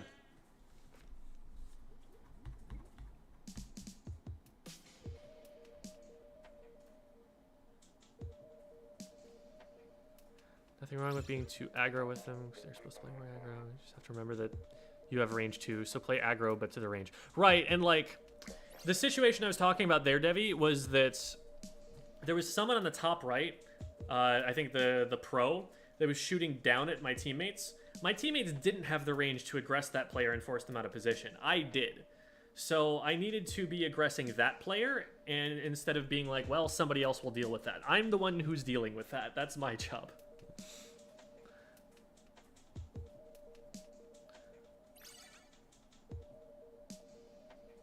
Yeah, the bubbles, especially with special power-up, have a way bigger radius than they look like. It is stupid how big the explosion radius of that thing is. And hello, what do you think of the changes to movement and speed in Splatoon 3? I like them a lot. I think that Squid Roll and Squid Surge are going to be useful without being broken. You know, knock on wood, I do worry that someone's going to find some utility behind the squid rolls after they experiment with them for a while, for more time than we had with them. And we're going to realize, oh, wait, this invalidates certain weapons. Like, I feel like it's stronger against, like, blasters than I've seen people using it. And that it remains to be seen. Those weapons are on the cusp, depending on how good Squid Roll Tech ends up being. But I love that game. And I love that it gives specifically immobile weapons a way to be mobile again. Thank you so much for the raid, Druth. Good to have y'all. I do not have the ink to help that. I am sorry.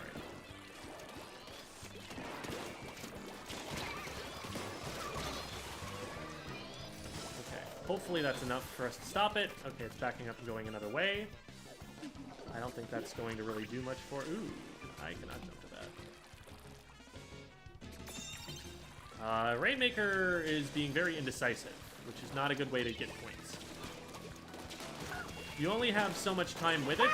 When you have an opportunity, you need to take that opportunity. And when you don't have an opportunity, you need to wait right where you would have to be to capitalize on that opportunity, and then capitalize on it. Part of it might just be that we're new players and we don't know the routes. Okay, up this wall, up this wall, up this wall. I'm spamming this way. Get up this wall. There we go. And now we can keep going. Go, go, go. No, everybody's down. Oh, man. We wanted to just get a better high watermark on the push there. We only have 15 seconds left, so even if this push does go well, I don't think we'll get that much further. Okay, they're wiped. They need to go. They only have 3 seconds. They need to go. Oh, that could have been a knockout. I think they hesitated too much.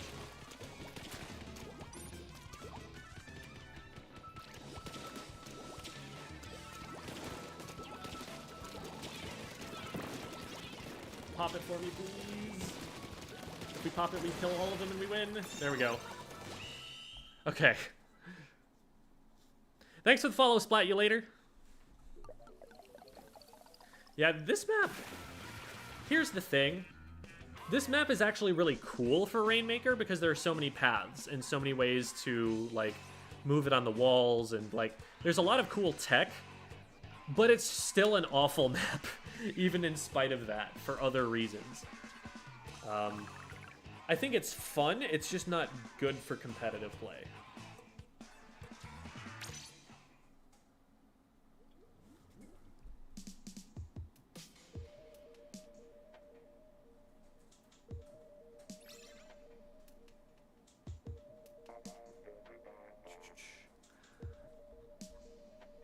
Yeah, and thanks for the raid, Druth. Druth has been around for a long time as a viewer. Avid squidder.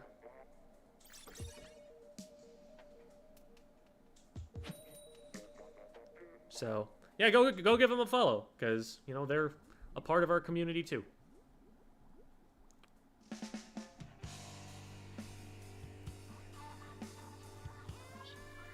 How much Charger did I play during the demo? I didn't play it a lot simply because it's not one of my strongest weapons, and even if I were to play it, I wouldn't feel like I was learning that much from playing it. I feel like I'm better off having people who do play that weapon play it, and me seeing how they play it and seeing, like, their results with it, than I am if I'm in a position where I'm the one who's trying to make it work, even though I never made it work before, and wouldn't know even things that Splatoon 2 players knew before.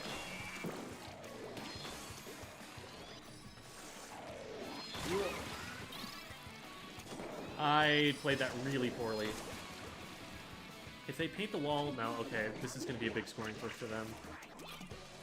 This is going to get most of the way to KO. Oh no, they know the rail thing. Oh, that's brutal. We basically need to KO.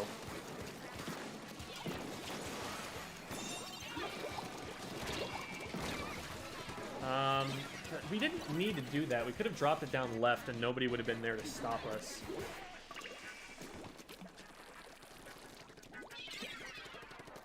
But not a bad impulse to have, and definitely not something that I expect someone to have in B rank.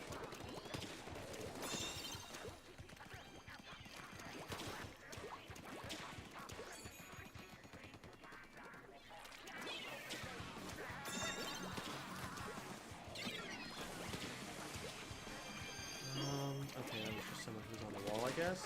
Maybe there's a bomb. Oh, I think they probably got shot by the E-leader, actually. That didn't cover the angle? Darn. Guess I needed to aim it down further.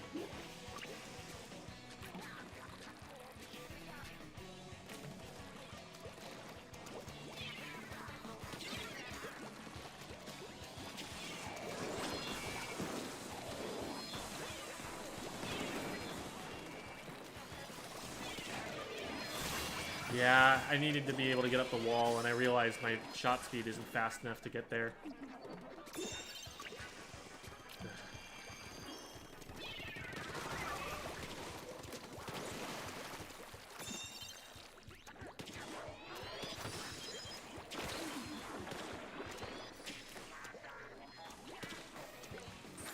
Okay, going that way.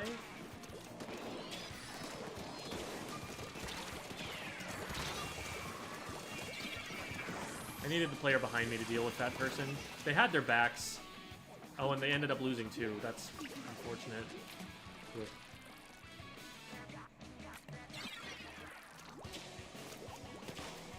They took the rail before, so let's deny them that. Thanks for the subscription, Julia Vitaglia.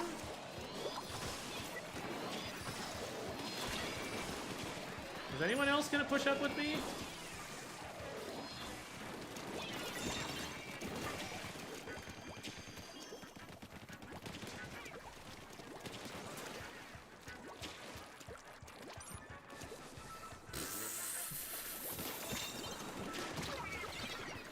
That was the funniest use of missiles I've ever seen in my life. Y'all saw that, right? I hope you did. I hope that that enriched your life today.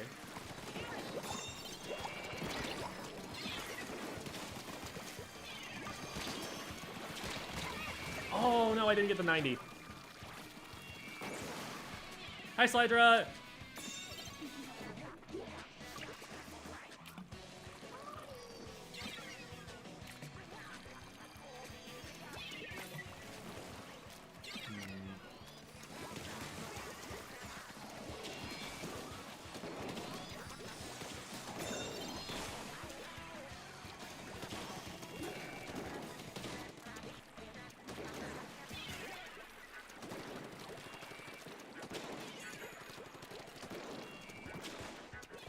Man.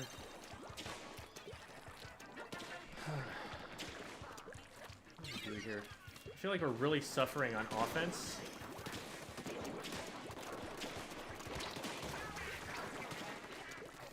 I don't know how to really fix that.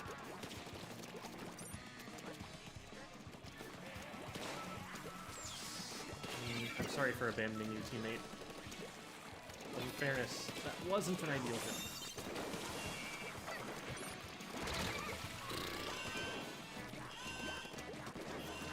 If they don't pick it up, we lose, and as soon as they pick it up, they get shot in the back by the sploosh. So that's game.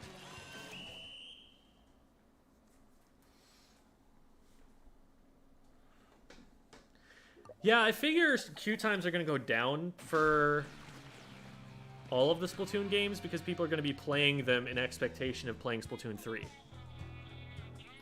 it feel playing Splatoon 2 again? I mean, Splatoon 3 feels very similar to Splatoon 2. Obviously there's squid rolling, and I'm really excited to be able to use that, and it's going to make certain weapons a lot better. But the overall positioning, mechanics, they feel the same. It feels comfy. It feels different enough in Splatoon 3, but like you're still playing the same series of games, you know? paint more immediately from where it's thrown. I don't think it's going to save Sprinkler. It didn't look different enough to make a difference. Had a lot of power during the demo, and people had a hard time getting rid of me. See backlines being really dominant in given scenarios, but can't say for certain. So, I definitely like agree that the lack of armor... I don't know if Splatlings got as much of a buff from the removal of armor as Chargers did. I'm worried for backliners in that Trizuka exists. There's this, like, frontline special that one-shots at past E-liter range. I feel like that was, like, one of the options that people used against backliners in Splatoon 1, from what I have learned. And I feel like it's not going to be that different going into Splatoon 3.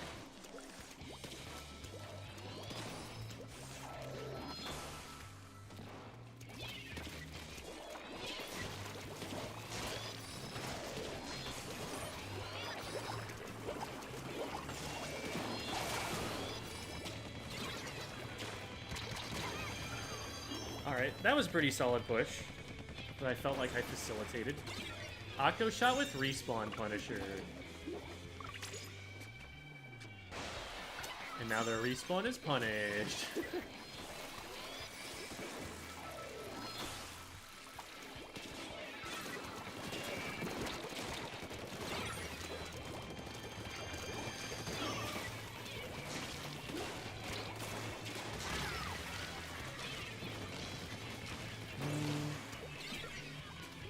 Alright. Well, that'll take it out into mid. It's interesting seeing that people already are using Rainmaker reset tech. Like, I think that might be something that is happening because it's later in the game.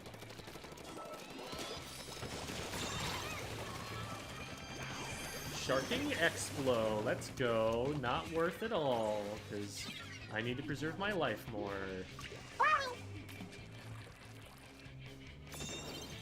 Okay, I'm glad we got them off the rail there, because that could have been dangerous. Thanks for the follow, Bunny Boy Zeth. Oh, wow. What do I do about this?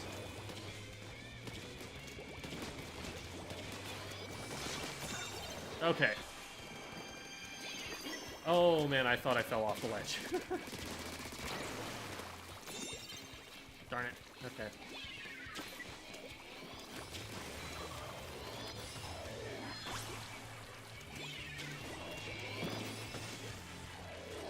Got some options for where to move now. Just gotta watch the charger.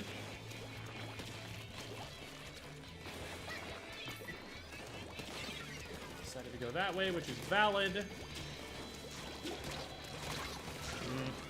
I needed to be moving while I fired that shot. I needed to do the jump shot that Kix has been on me for not doing enough.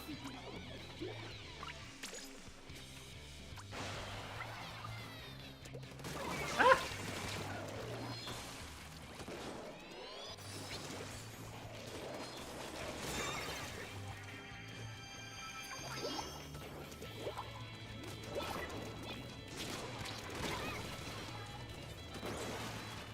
I tried so hard to not let them get pop, and then they got pop anyway.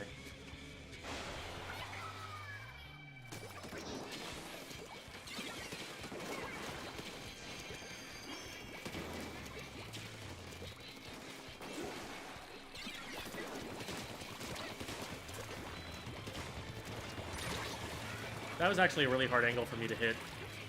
Fortunately, the Octo shot seems to be going in a direction that's not going to be helpful for the push.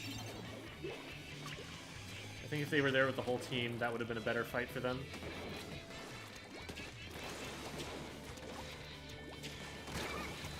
That was smart. That was smart. They knew I would want to go after it. We still have lead as long as they don't get the pedestal.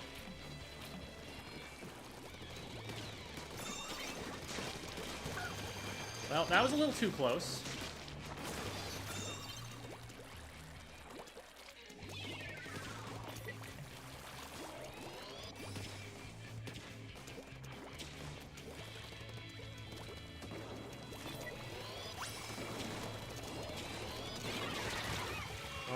My goodness. Maybe big gameplay differences I should know from 1 going into the newer games. Movement differences? Maybe not. They did buff shooters significantly, so that main strafing is pretty usable in comparison to sub-strafing. But as far as, like, extra tech or anything, I don't think there's that much that's that different.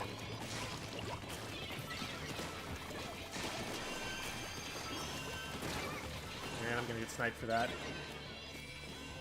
We did force them all the way back to mid.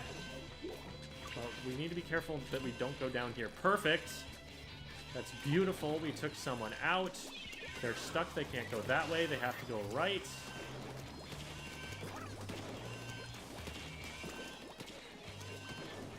And they're still sitting in mid. So we've got plenty of time to regroup. Awesome, awesome.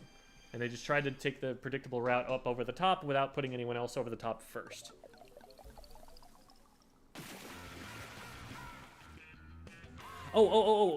Someone try the command !links in chat. I set up Nightbot. I think it works. Thanks for the follow, RB Timber. Yes!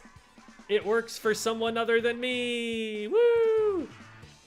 And I think it's on like a 5 like short cooldown, so you can't spam it or anything, but that is awesome that that works. I should probably decrease the cooldown a little bit, but yeah, it's only linked to Twitch. But at least Nightbot will work. Oh shoot, it is only linked to Twitch. That's kind of a problem now that I think about it. It's like it'll still show up like it always would on Restream chat, but how about the shoutout command? True. But yeah, I do need to go and get it set up in some way on YouTube. I think Nightbot can work on YouTube. Maybe? Question mark? I'll have to go see.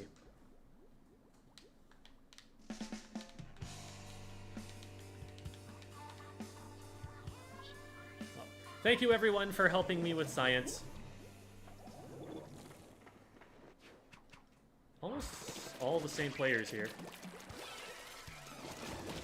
Almost accidentally deleted all of my Splatoon. Oh my god, I'm so scared. That would have been so unfortunate. You're just, like, never gonna get to level 30 before Splatoon 3 comes out at that point. Like, you're not gonna be able to unlock all of the weapons.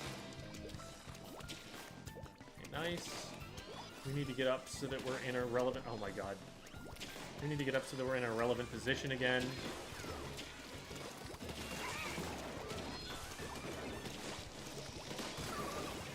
I'm not the one you needed to worry about there. Here, I'll help you out. Oh my god.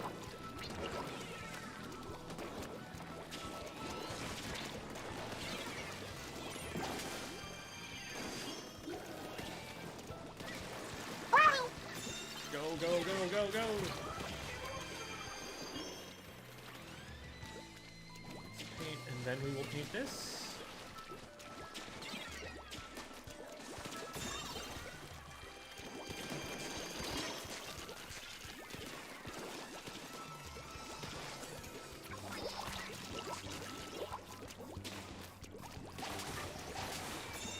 I think we get it. Nice! Okay, that was a really good push that we had there. I got like 7 kills or something at the very end there. Thanks for the subscription, Tangaroos.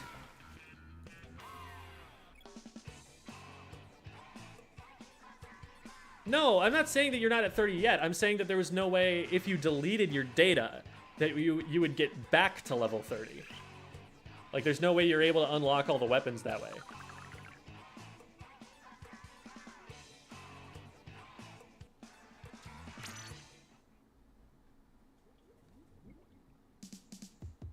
Can you give me any tips for getting from S plus to X? I've watched all of your how-to videos. Can you give me a few more tips? More tips than that 36-minute video on exactly that subject. It would be easier if I could see your play individually. Like, if I were able to VOD review with you, I would be able to give you some more specific information. But I don't know what it is that's difficult for you. I don't know what you're struggling with, what you're good at. So it's hard to kind of go in and give you something that's going to be useful to you specifically. Being roasted on a Monday. Yeah, sorry for the miscommunication there. I apologize, Slydra. There was 96 Gal on... Oh, on my tier list? It wasn't playable, so I didn't go and try and put it in place yet. I think what I'm going to do here is, now that I've made the list of weapons that were available in the demo, after I'm done with this Explo rotation, because this is the only one I'm going to be able to stream today, after I'm done with this, then I will go back and do all of the weapons that we know the kit's about.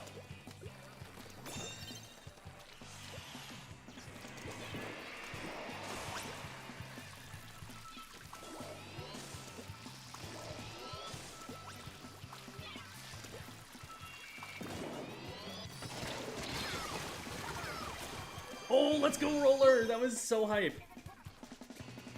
If they can get this popped in time. Yeah, the dynamos blow it. We win.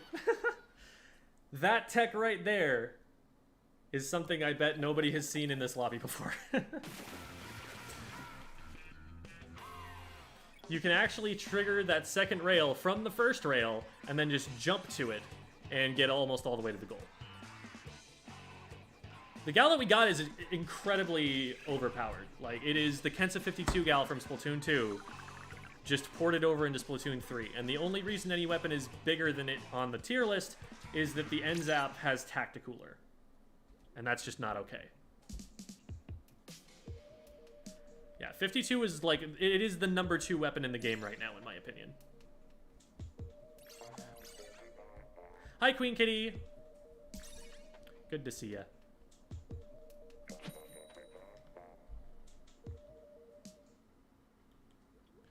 Yeah, Big Bubbler can be put on the tower. Here's the thing. I don't actually think that the Big Bubbler being on the tower is overpowered. I think it's good. I don't think it's broken. Because you're going to be able to shred that fairly quickly. It's going to be like using Baller on tower. Like, yeah, that player is going to survive an annoyingly long amount of time, but there's counterplay to it. I like where Big Bubbler is at. I don't think it's going to be, like, meta-defining, though. I don't want it to be any different, because I feel like it could be very frustrating otherwise. Okay, that is just a vanilla charger. It's not an E-liter. So it's not going to have quite the same range.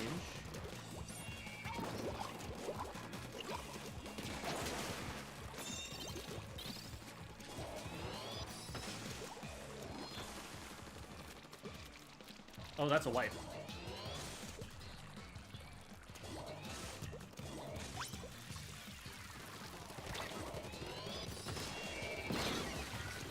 How did that not get anybody? I thought that was going to be a double. Oh well, it's fine. We splashed down and broke the shield and then... Oh, someone died to bones.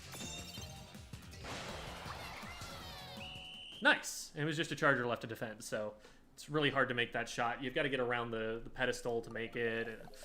Just not high percentile, even at X rank.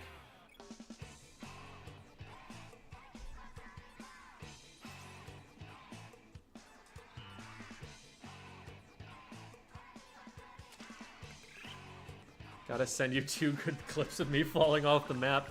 Oh man, they're gonna have to be pretty good to beat the missile user that we saw earlier today. That was really, really funny. Tactical or day 1 nerf? It definitely needs one. The question is how they do it. They could do it by toning everything it does down. They could do it by removing certain buffs.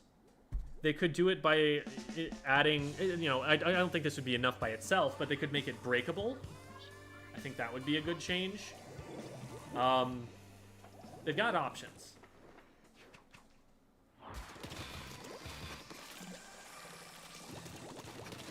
That's one of the things that I really like about Splatoon 3 so far, is that everything has, like, more variables that you can change. It's not like any one weapon is going to be just, like, fundamentally screwed by the design of the specials or whatever. Oh, man. I should have paid more attention to that. It's a good flank by Emerson.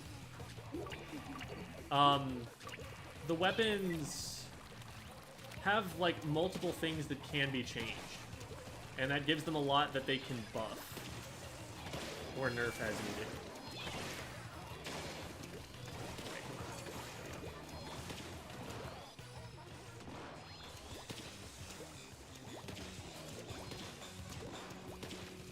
Oh, come on.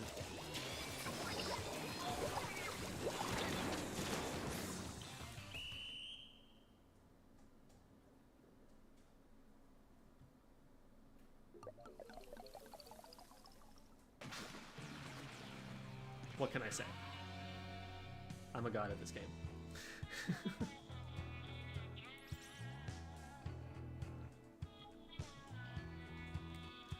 Alrighty. Cool. 0 kills on the team. Was Aerospray good? I didn't think so. I think Aerospray is down there with the Splatana.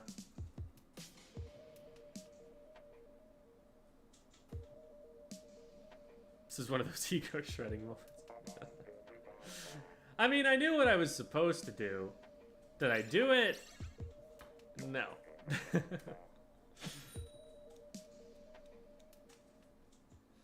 This map isn't coming back. Yeah. It was about time. It's the only Splatoon map, fun fact, to have been terrible in 3 mainline games. Because they also put this map into Splash Ultimate. Or Smash Ultimate. Splash Ultimate. Holy crap. Splatoon has invaded my brain.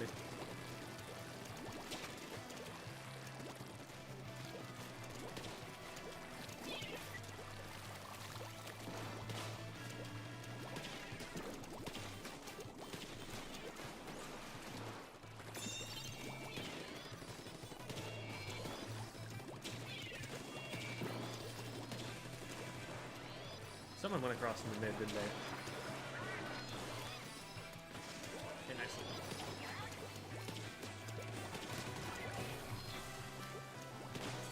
Now it should be safe.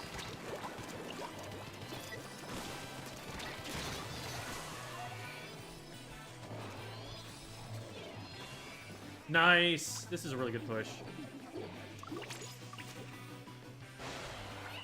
Oh, beautiful. So good, so good. Splash Ultimate. Everyone has missiles. That guy called Philip and Philip. You're going to have a name match at some point here. What do you think of the Zipcast? I think... Player wanting to get back in the game? Awesome. I think Zipcast is pretty weak right now. And the problem that I have with it is that it doesn't have armor or anything. So it's going to be vulnerable the entire time it's flying through the air. It's a very predictable path that's going to travel. I think Charger players are going to eat that thing for breakfast. It takes too long to get to a point where you can actually fire shots.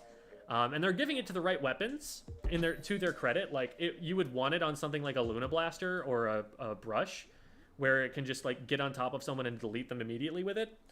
But having played against strong players using it and being beaten by players using it, I feel like it was their skill that was giving them the advantage and not the special itself. Like, I don't think they were able to do anything especially impressive with it because of it, that they wouldn't have been able to do by just spawn camping us normally. If I want something to specifically target, like, backliners that are hard to reach normally, I'm probably trying to just run a Splattershot with a Trizuka. Or a Booyah Bomb.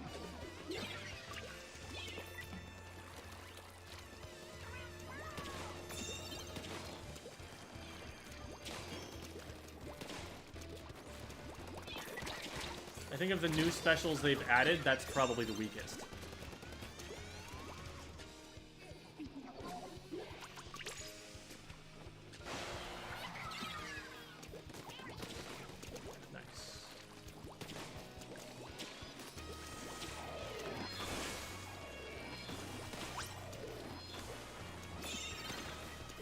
We've denied them the rail. And we've denied them the push.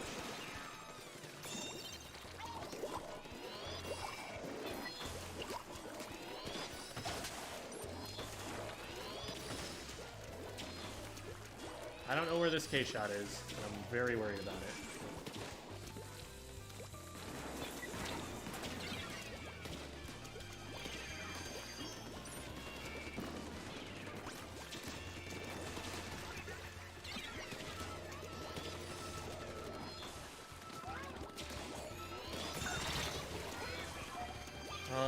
Oh, one of us fell. Man. We had a really good position there. Uh-oh. I think Jack DC'd. They're staring up at the sky.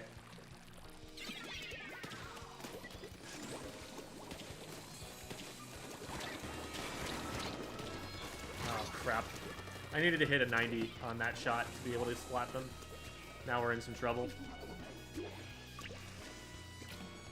If we get a trade with the Rainmaker, it's fine. Okay, nice. We got a little bit more than that. That was actually a fight win. Oh, let's pick up these. Okay.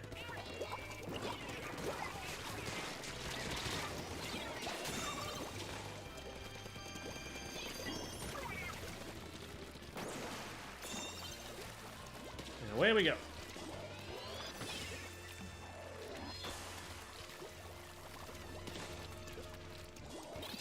And we're up.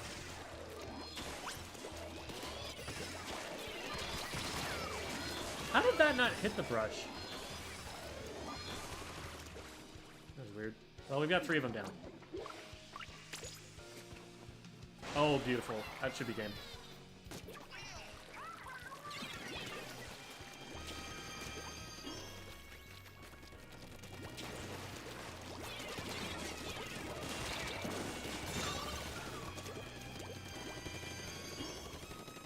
Just kill some time.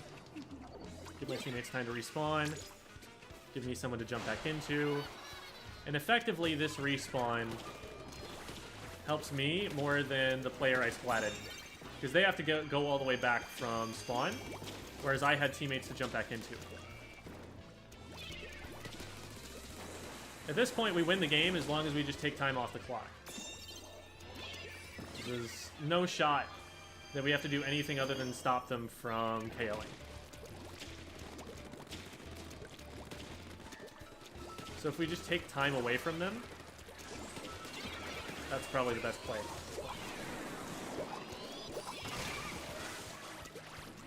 However, all of us going down at once is not preferable. They're going on the rails. They're only going on the first rail. They don't know about the second rail strat, even though they did have a teammate.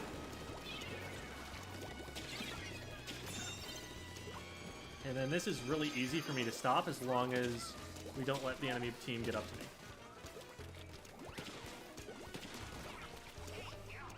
Nice. I think Jack bounced off of the shield.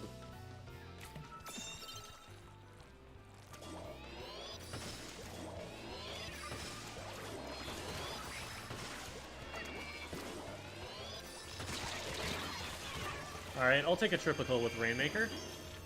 That'll probably prevent... Oh no, someone's down there. We need to not pop the shield right now. If we don't pop the shield, I don't think they can possibly pick it up. One... Okay, they almost ran out of time there.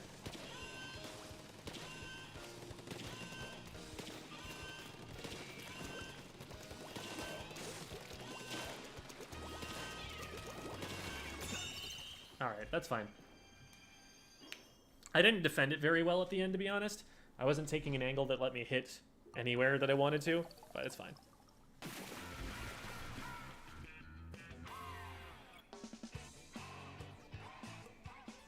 I like the way it can create a diversion away from the main action as well as attack backliners, which is exactly what the weapons that have it want to do.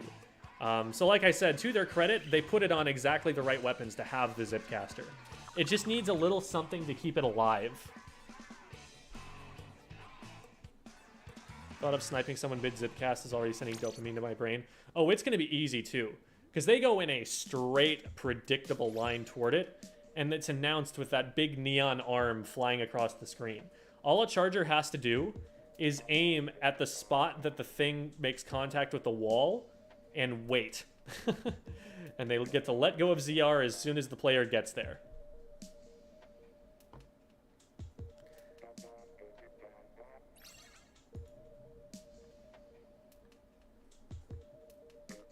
Zipcaster carbon, yeah.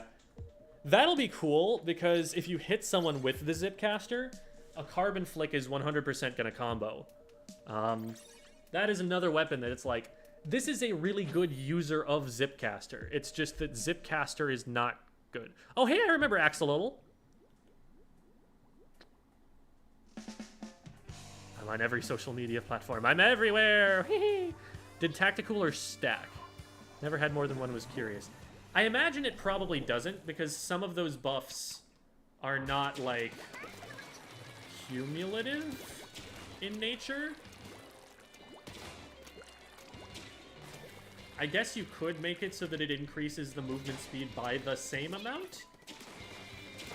But, like, how would you cause the respawn punish to stack? I don't know. It's probably not stackable. If it is stackable, then holy crap, why? Saved your life, Rainmaker Carrier, and then you lost it anyway from running into rain.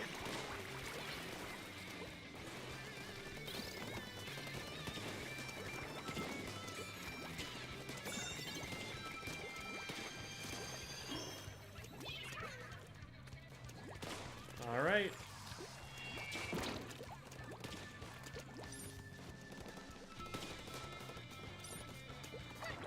If I only had some ink.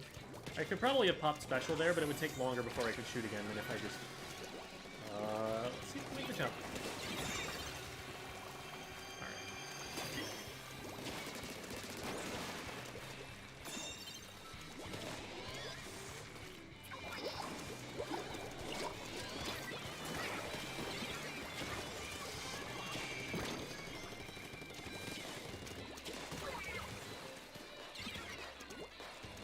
Crud.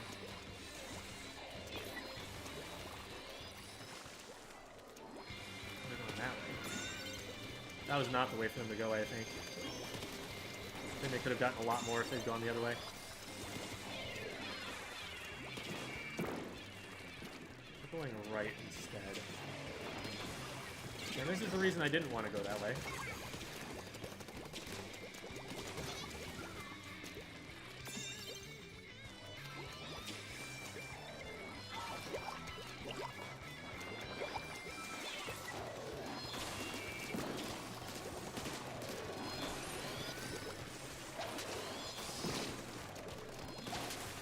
That's a really smart thing to try.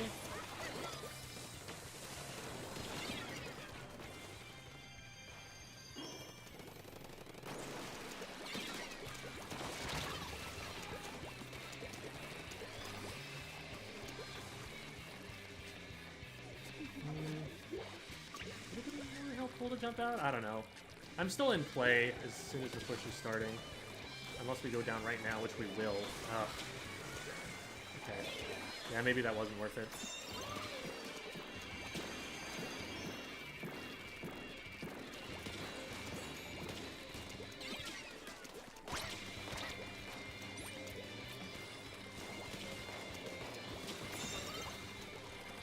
Awesome.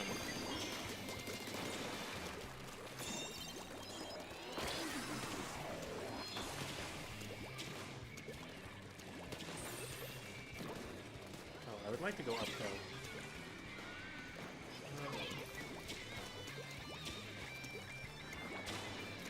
I should probably not. Get him, Blob. There you go. Get the other two. They're out of play. They're out of play. Go, go, go. We almost got the lead. We keep going right there. Like, that's actually slower from that position. Like, crossing back over mid You're not going to get as many points that way. It's more points if you start from mid and go right. Like more points faster. Ooh, this should be lead for sure. Just need to not let it get picked. It needs to move fast. It needs to move fast. Ah, that could have been a lot better than it was. Thanks for the subscription, Dingbat Oof. I'm not jumping to that. They died a pop.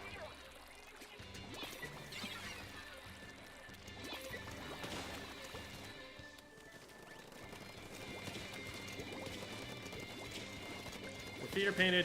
They're alone. Okay. And they have a DC.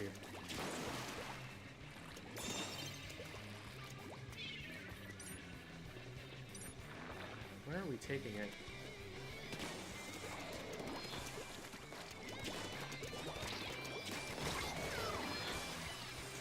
I'll take that trade, because it's a 4v3. Go, go, go, go, go. They're behind you. They're behind you. Go.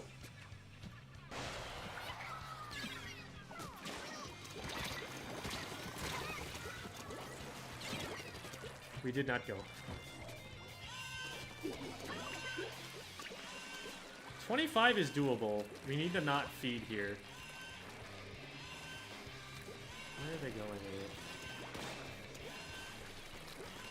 Can I get up here in time? I'd rather not risk it.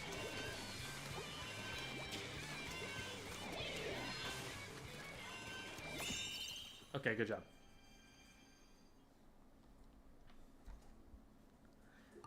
Slosher gameplay looking very chill. It is a backline weapon, so it's not going to be getting up in their faces quite as much. But it's a neat little weapon. There are definitely times where it feels extremely powerful.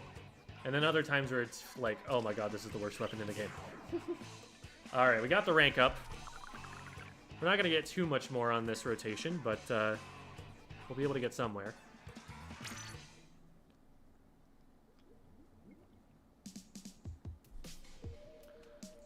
Alrighty, we've got a bot. Woo! Goodbye, bot. I'm going to finally start making YouTube videos on scrims and tournaments. Oh, cool. What kind of content are you going to make, Fade? On scrims and tournaments, like... Are you going to, like, break down tournament matches? Going to be a newish player to Splatoon 3. Gameplay is so interesting to me. Awesome. Glad you're enjoying it. It's a beautiful game. I very, very much enjoy it. So this is the Explosher. This is going to be in Splatoon 3. It's been confirmed, but it was introduced in Splatoon 2.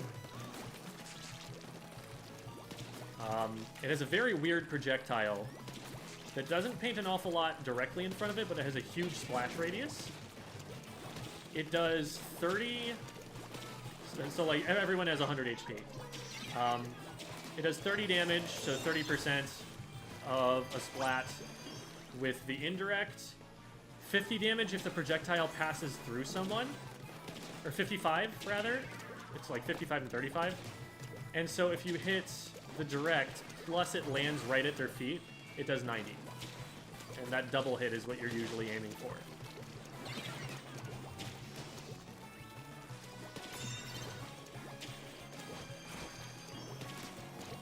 So there I got the double hit, so I just need to tap him once. And I did.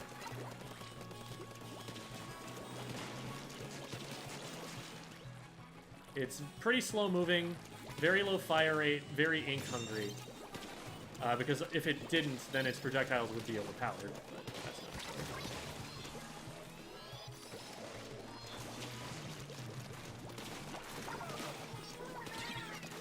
How are you not dead?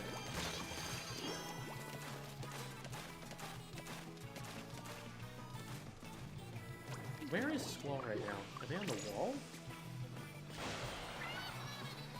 Oh, they're on the rail. Yeah, that was not a great jump, now that I see that's where the jump landing was. Squall is really out of position right now, but if they get a couple of picks, it might be worth it. We just really need to be able to get the Rainmaker up to them before they're doing anything useful for us.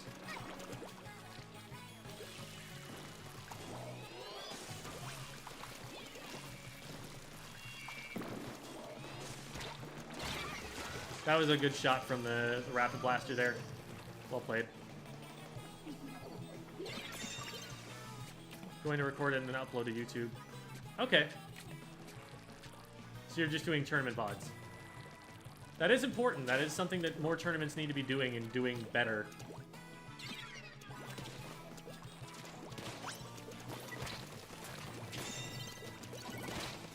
It's like, as much as I hate to, you know, get upset at someone who is streaming a major for Splatoon, the fact that we're inconsistent about getting VODs of that tournament up is absolutely hurting the scene, I think.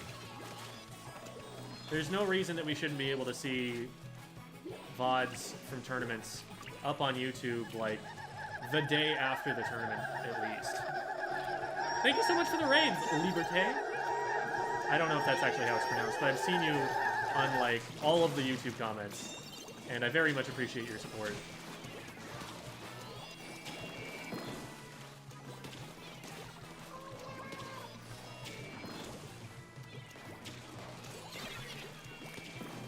That is a way of supporting the channel, just like commenting on YouTube. That helps the algorithm. Ah. Oh, nice. Oh, right. I am not a fast weapon. I don't know why I'm dropping back down on this. I was like, I'm gonna get the jump on him by putting myself closer to them.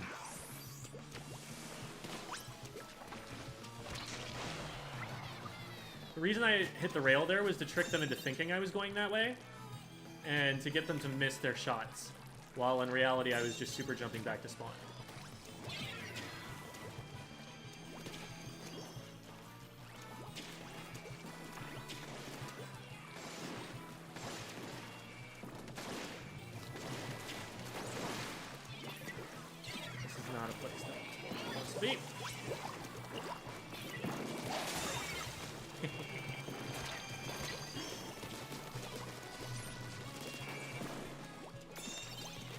The hit markers on the sprinkler are really deceptive. Not only just in terms of they're not actually doing that much damage to the shield, but also because I feel like I'm hitting someone with something, when in actuality it's just the sprinkler doing damage to the Rainmaker shield. Ideally, we would not even pop this, because if I pick this up and get splatted, it gives them overtime. And if I just leave it there, they get the option to pick it up, and that also triggers overtime. But I was under the expectation that I think is correct, that if we didn't pop it, or if I did, even if I backed off from popping it, my teammates would still be trying to pop it.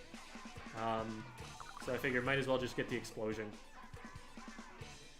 How are people going to get their peaks in S3 if ranked is with friends? So there's Anarchy Open, which is going to be the most casual version of ranked modes. Anarchy Series, I think you can only play with yourself. Really appreciate your content. It helps a ton. It's really fun watching. Well, thank you. That's very kind of you to say.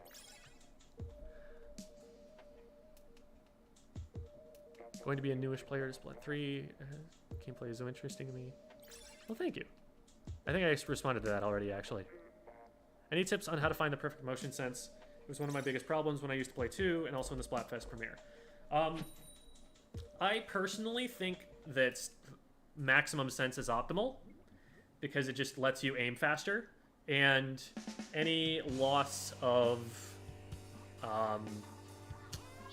precision that you get can be improved through practice. There are some games where you actually need the greater precision that, like, if you go too high sense, you actually cannot hit the shots where you want them. I do not think this is one of those games. I think that if you're not using max sense, it's to accommodate for your aim being less steady than you want it to be. And I would only really recommend it on something like a charger. Nobody's stopping me. We get the trade for sure on them. But nobody was actually pushing up there with me, so that was just a solo push. I mean, I'll take a solo push to 36. That's points that put pressure on them. I don't necessarily think that's going to be the winning push, though.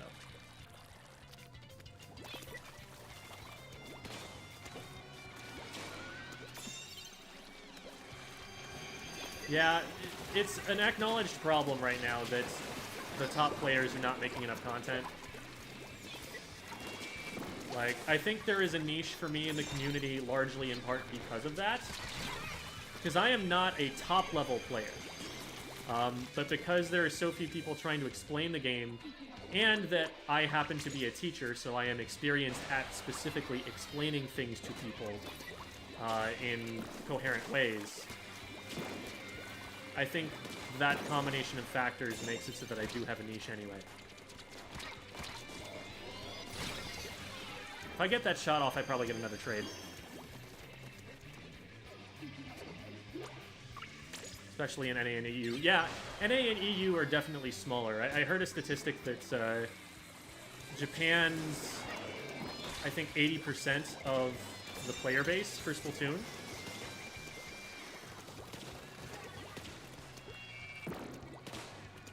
It's just more popular there.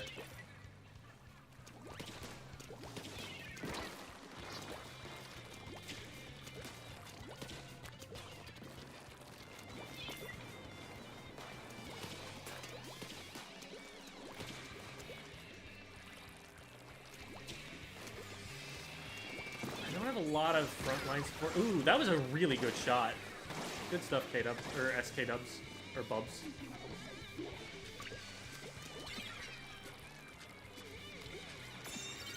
Nice. Okay, that's huge.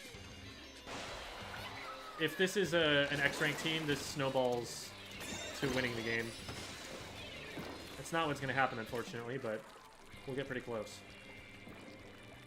This is the slower way around, but it was definitely safer. And it is because of that that I've been able to get these extra points.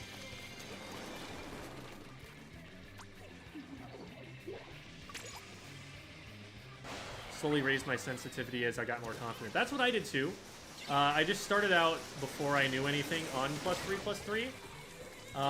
And I felt like it helped to go bit by bit instead of just jumping straight into +5.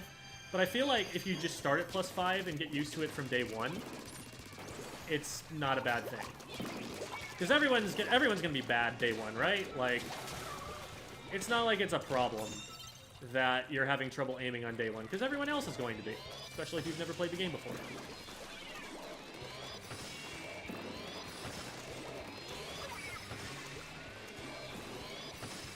Uh-oh. Come on, drop at me. Drop at me. You know you want to. Guess you don't want to, huh? Man.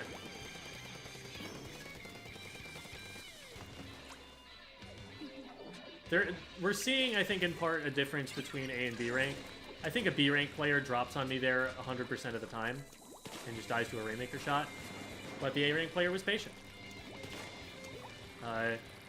There seems to me to be the biggest skill gap between A and B. Like, A is the rank where players are really starting to mechanically understand the game. And it is on that basis that the metagame completely shifts for them. Because before, the metagame was, like, dominated by weapons where you don't need to aim as well. Things like Clash Blasters and Rollers are actually really strong at the very, very early levels because nobody knows how to aim yet, and everyone's struggling with that. So you give someone a weapon where you don't have to be as precise, and they're going to perform better on it. But once you get to A rank, people are really starting to figure out shooters. So once you get to S rank, people are really starting to figure out chargers. And because people's mechanical skills are increasing, the metagame changes drastically, and the players at those levels need to start really rethinking how they play the game in order to keep winning. What level player would you consider me? I've played +3 scrims and such. That's literally all the information that I have about your abilities. I have never seen you play the game. So, I mean, +3 is a pretty good indicator of where you're at. There's a certain, you know, quality of player that's able to make it into +3. So, that's all the data that I've got to work with there. Okay, so the next thing that I'm going to do is I'm going to go and look at the weapon kits that we know but have not been able to play yet. And I'm going to start trying to place those into the tier list that I've made here. So I'm going to leave this up for the time being, and I'm going to go use the restroom and grab some food. But once I'm back, I will start trying to look at those other look at those other kits and start placing those other weapons.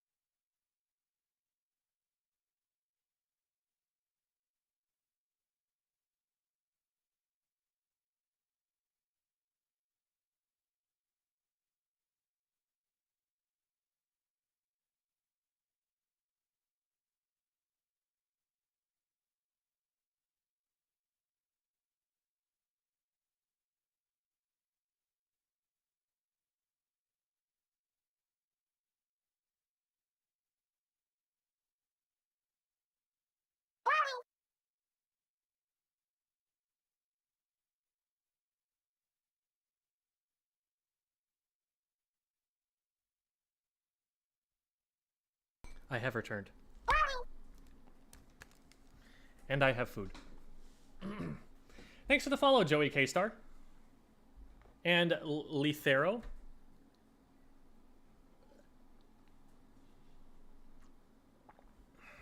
For me, it's now 10 p.m. Yeah, have a good night, and thank you for the raid, Liberté. Appreciate you. Okay. This katana window wiper with an... Yeah, it's a windshield wiper for sure.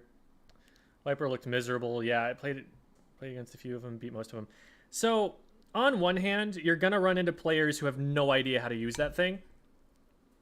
On the other hand, having like gone through all the combinations and permutations of damage it can do and thought about the different like play styles that good weapons tend to follow and trying to slot the Splatana into one of them, you know, thinking about how could it approach combat, thinking about what value it could provide to the team, I still don't think it has a lot going for it. And I've explained that at some length earlier, but if people want me to go into why, I can. Just right now, I'm transitioning to moving on to talking about the weapons. Transitioning to moving on to, oh my god. I'm starting to talk about the weapons that weren't in the demo next. Because these ones that are up on screen, I feel more confident about because I've seen them played. And I've seen other people play the weapons that I don't know how to play. And I've got more data on those. But first, I'm going to eat some food and read some comments and, you know, answer some questions and stuff. See if there's stuff that I missed.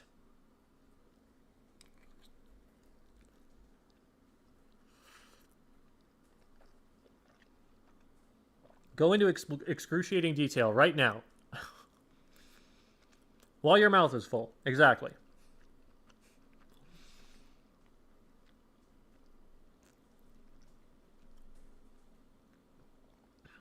Slosher isn't in looking...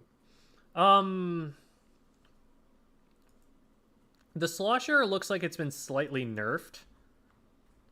In terms of its, like, hitbox size and painting. That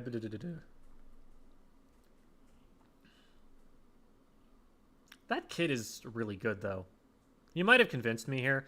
The reason I put it down here is that right now in Splatoon 2's metagame, it's not up there. It's fallen off because shooters are so much more maneuverable. Like, these weapons can paint their feet and get out of a situation. The Slosher, maybe not. I guess with the squid roll, though. Yeah, I'm willing to put this up here. I think I'll put it hereabouts. I didn't play a lot of it. I really didn't. I messed with it in the training room and then didn't really touch it in game. And I don't know why, because that seems really good. Maybe I just was like, oh, that's a Slosher. That's like Soda Slosher kit. I've played that before. It would have been a good opportunity to try the triple ink strike, though. I wish I'd played more of that.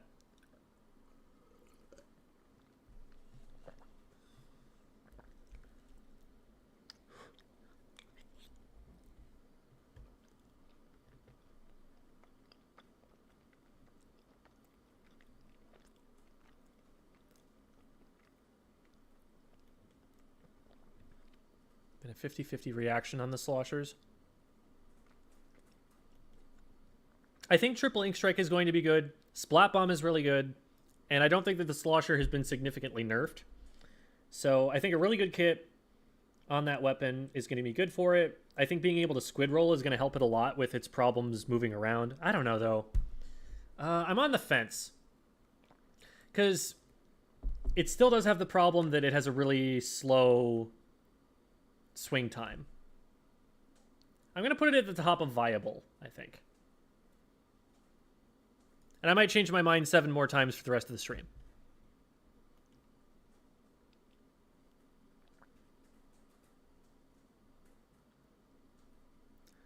All right, later, Slydra. Woomy for the road. Woomy. There you go. Someone's streaming Splatoon 3 early. Is that a mod or hacked account or getting it early? It's either a mod or they were able to get it early. I think there are some people who can actually have it early, but couldn't say.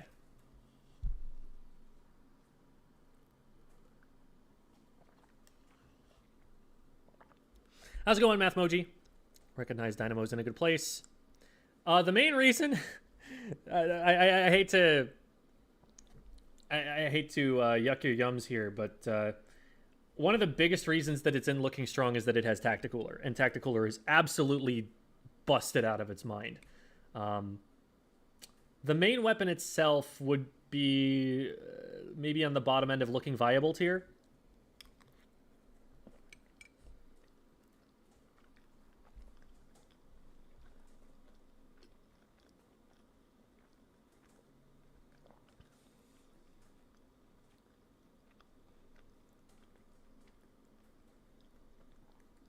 I think I remember Chara checking for ink efficiency buffs, and it was still the same number of flicks that you have on one tank.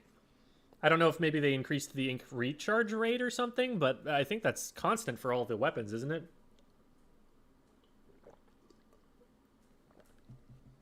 So it seems like they didn't get that buff if Chara is correct.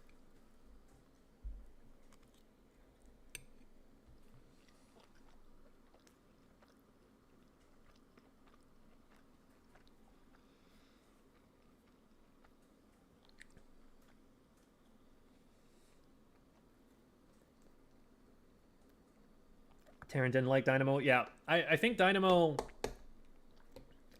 My understanding is that it's relatively unchanged, but I don't know that Squid roll is going to be enough to save that weapon.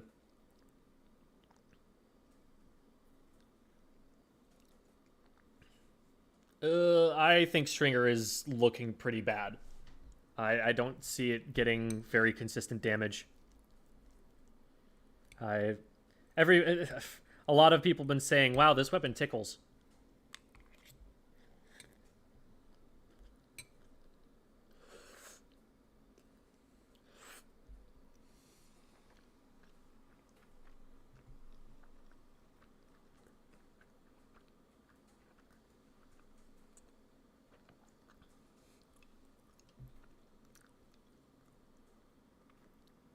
I'm going to disagree about Aerospray for a couple of reasons. Number one, Aerospray is going to do better in Turf War because Turf War is a mode where painting an otherwise strategically useless part of the map is a valuable thing to do. And that's something that the Aerospray can do very easily. Probably better than any other weapon in the game, honestly. So it's going to be a little bit artificially improved in Turf Wars.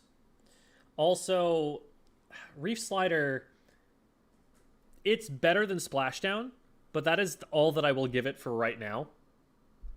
I don't think it at a high level it's going to be all that useful unless it's an escape option or you have to initiate a fight under very specific circumstances. I think it's better on Tetras because Tetras want to engage. Tetras want to, like, get into range. Aerospray does not want to be in range of any enemy weapon that's going to be fighting it. An Aerospray does not want to go in. It wants to stay behind its front line and be painting a lot for it and providing, like, bomb support or something. And Fizzy Bomb is decent for that. But the problem is that in the past, an Aerospray has had specials that are worth farming to spam. During the baller spam meta, the gold Aerospray was actually meta for a little bit. Booyahs are good specials to be able to spam. And it also had Bomb Rush, which is solid on certain maps to spam. So it was able to play the paint support role and farm specials and be a special spammer in that way. Spamming Reef Slider, it feels like you're just going to die if you try to spam it. Like, it has to be used a lot more carefully.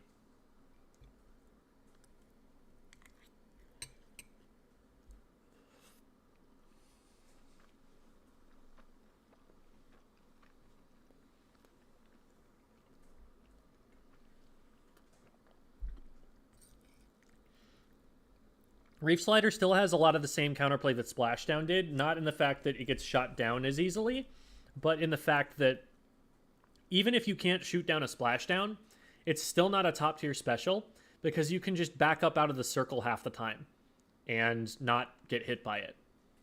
It gives you like enough of a telegraph that as long as you're not already distracted or got your feet painted or whatever, you're going to be able to get out of the way. That was something that, like, I always said about Splashdown. It was that special needs to be invincible. Because even if you make it invincible, it's still not the best special in the game. It's still avoidable. It's still counterplayable. If you make it invincible, I think it's honestly fine and isn't game breaking or anything.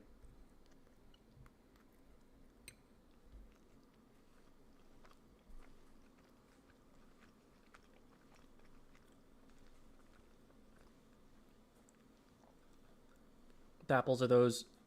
Yeah, those are like those little like floss tools.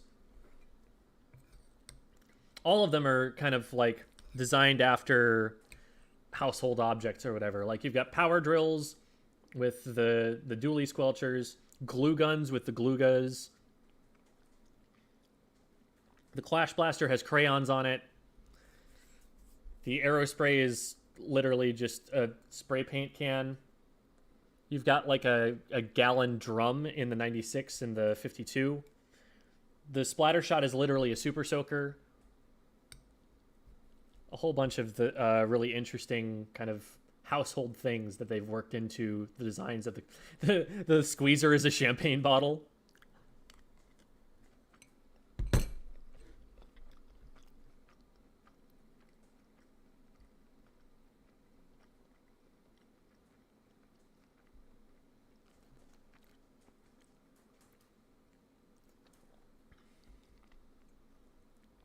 Gootuber missile kit. Yeah, we'll go into that in just a second.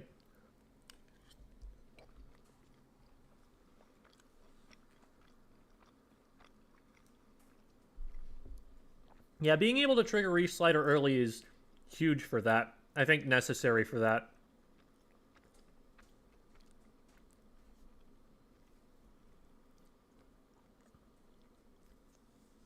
Is it's like the closer that you've been able to make it in without using the special, the more useful the special is going to be. So there's a little bit of like risk reward built into it. I think it's honestly really well designed. I just don't think it's going to be meta.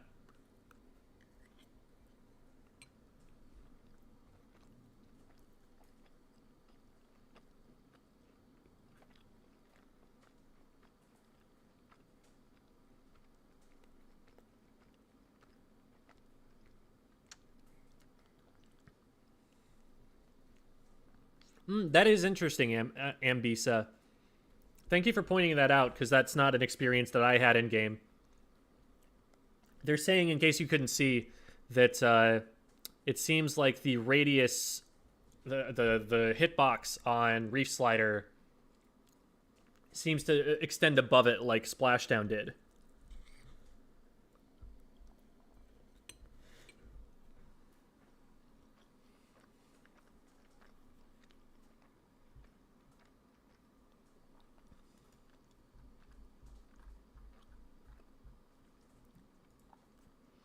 Okay.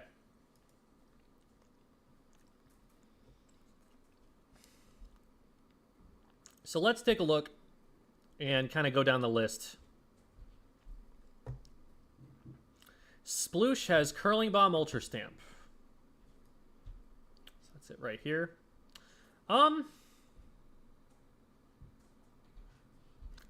don't think I like this.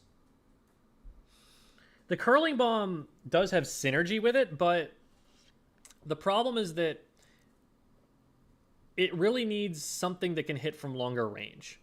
The reason that Sploosh 7 made it into the meta, in part, was its ability to bomb spam if it couldn't get into range easily.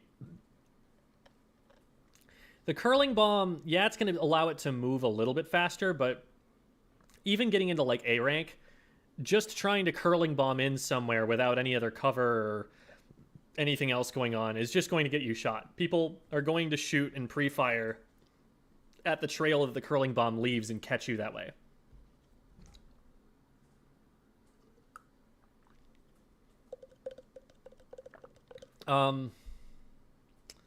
I think there are better rat weapons. I don't think it's terrible, because like both of those were decent additions to its kit. It can use both of those things, but I'm feeling like they're going to be better rat weapons. I think like the brushes are going to be better than that. Splash has burst bomb back, which is really solid for it. I don't know what this weapon's going to do with a crab tank, but I'll put it in viable. I think that's solid. Having the perfect jump accuracy is going to be less of strength for this weapon, because Intensify Action is going to improve it for less accurate weapons like 52 and Splattershot.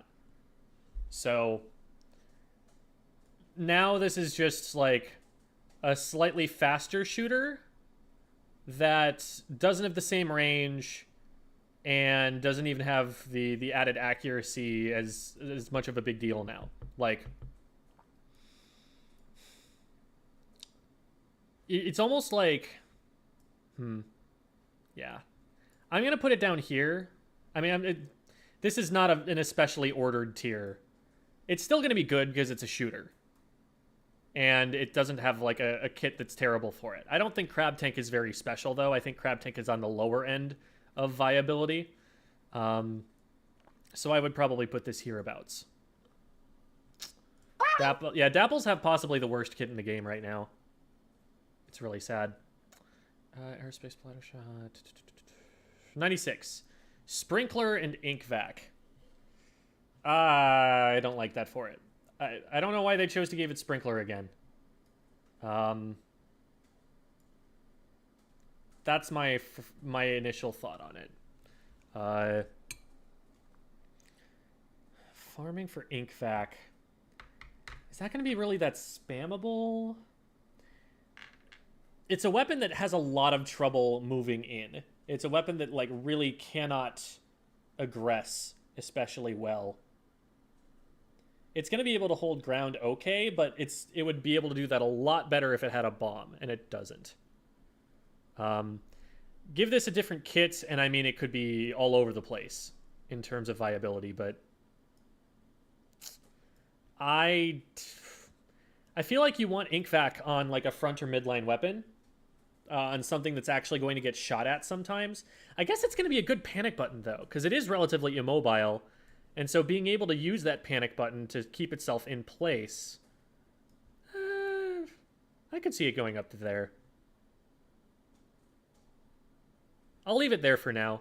Maybe we'll move it around later when I change my mind or something. Okay, Jet Squelcher. I don't like that they're giving long-range weapons Ink Vac. Ink Vac is something you want from, like, a tent or something that's going to be, like, skirmishing on the front lines.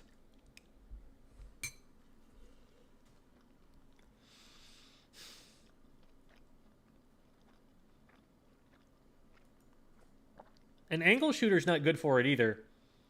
You want an angle shooter to be able to like enhance your range or scout players out so you can spot them, but I'm not impressed with that kit so far. I don't see that doing an awful lot right now.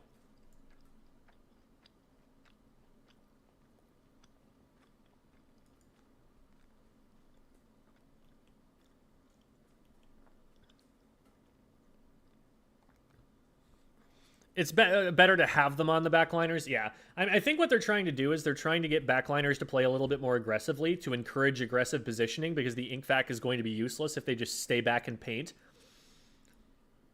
I think they might have seen how the meta was devolving into like a Jet Squelcher farming for 17 missiles in a game. And they were like, how do we make the Jet Squelcher go in more? Angle shooter isn't going to be super helpful unless it's helping the Jet Squelcher get picks from range. Ink Vac isn't super useful unless it's up there fighting. So they're trying to make the Jet Squelcher fight again. But the Jet Squelcher's not good at that. Yeah, like I feel like you'd rather have a Splatling or something if that's the kind of thing you're looking for. Well, I don't know. Jet Squelchers were hard to fight with heavy range. But they will not be hard to fight as a Charger or a Hydra. And I feel like those are going to be stronger in this game. So, yeah. I'm not seeing it yet. A better kit could absolutely, you know, make this weapon busted again. Luna we've seen. Blaster we've seen. Range Blaster. Range Blaster I'm really excited to see. I feel like this could be a part of the meta. So Range Blaster has Suction Bomb and Wave Breaker. These are two pieces of the kit that will force players to either move or jump. And them, you know, forcing them to reveal their positions against a Range Blaster. A Range Blaster that now has Intensify Action, reducing its jump RNG so that it's a more mobile weapon. A Range Blaster that can squid roll so that it can take damage while it gets its one-shot off. That's going to be scary. Prochara is going to be a monster on this weapon.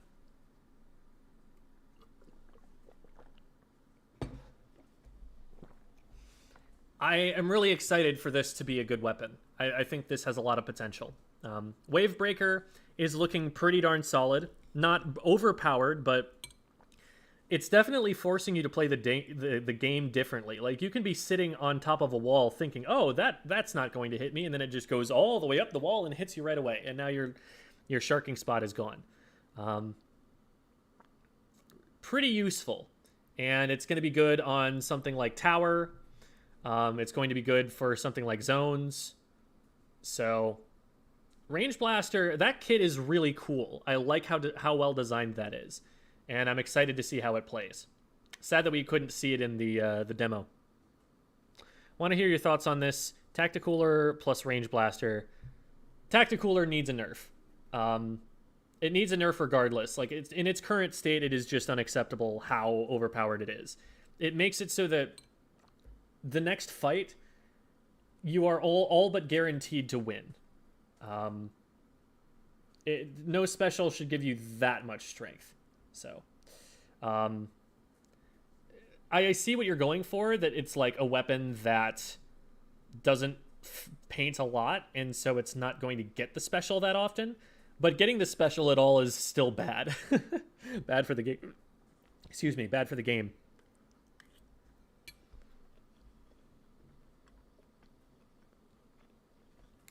Don't think Char likes the kit of range?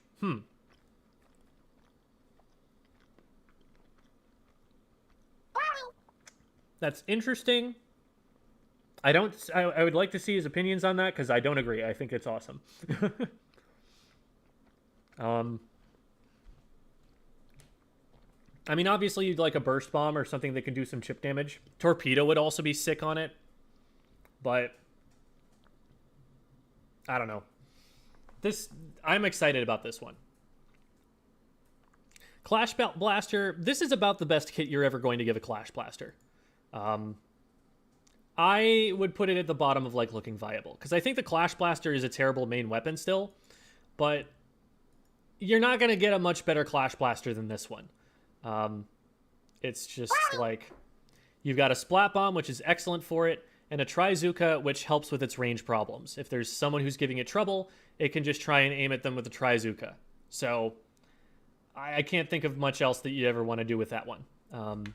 Well-designed kit. If not, you know, I'm not the hugest fan of the main weapon.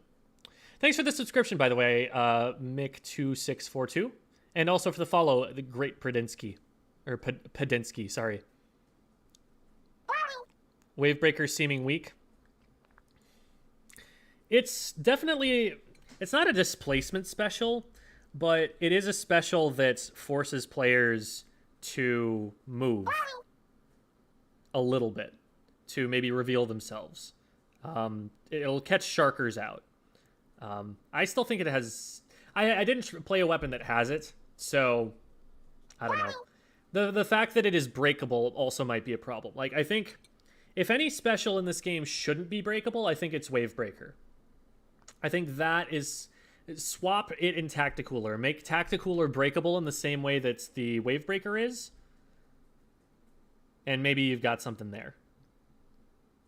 Also, thanks for the follow, Hakosa, Silver Gold, and Hilmar Raker. It will reveal, but then it gets broken after the reveal. Exactly. Okay, Rapid Blaster, Ink Mine, and Triple Ink Strike.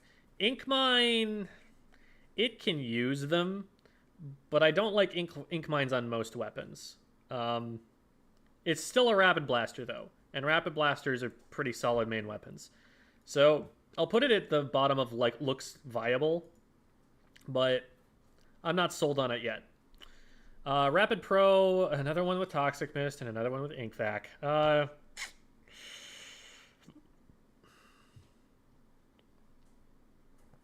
I guess Ink Vac is a decent panic special if it gets rushed down. It's not the worst thing it could have. I'll put it in looking viable. It could be better. But, like, Rapid Pro was a really strong main weapon in Splatoon 2. I don't see that changing too much.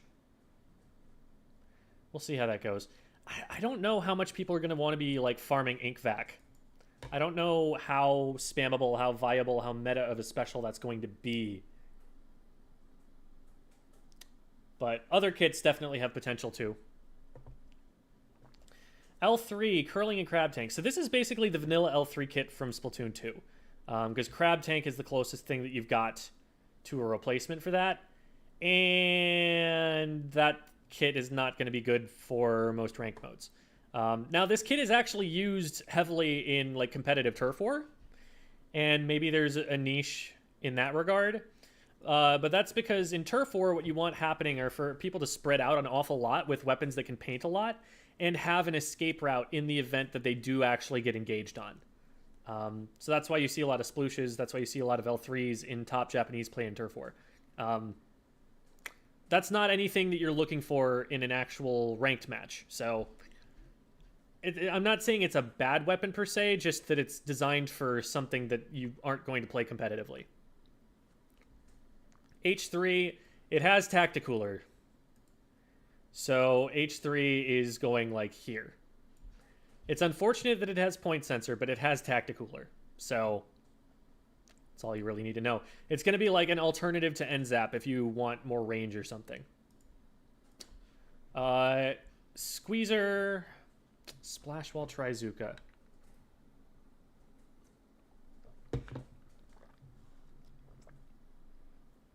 The way that Squeezer played in Splatoon 2 was it was basically like an ambush weapon. It sharked like a roller or like a Luna or something, except from longer range.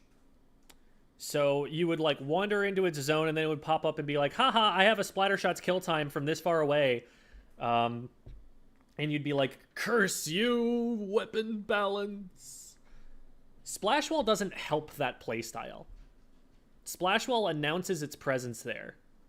So I guess it can kind of do 52 stuff. But if you want to do 52 stuff, you just pick a 52. And it can move forward faster as a result of that.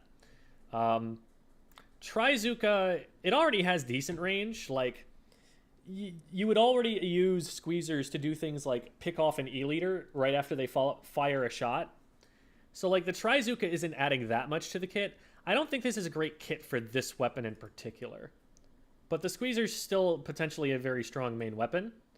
So I'm going to put it at the very top of Looking Out class. And again, any new kit that comes out for that has the potential to radically alter its placement.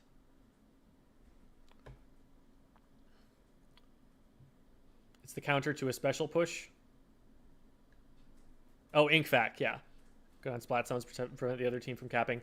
Yeah, Ink Vac definitely. How are people going to special push? Let me think about this. Someone's going to pop Tacticooler. And then there's going to be a displacement special that goes off, probably like Killer Whale. Or Missiles. Or Booyah Bomb. One of those three gets popped. And then, as we engage, we want something to help maintain the push. That could be an Ink Vac. That could be a Big Bubbler. That could be a Wave Breaker. It could be an Ink Storm. Alternatively, we could have something like an initiation special, so like an Inkjet or an Ultra Stamp goes off, and that starts scattering the enemy team, and then the other things follow through.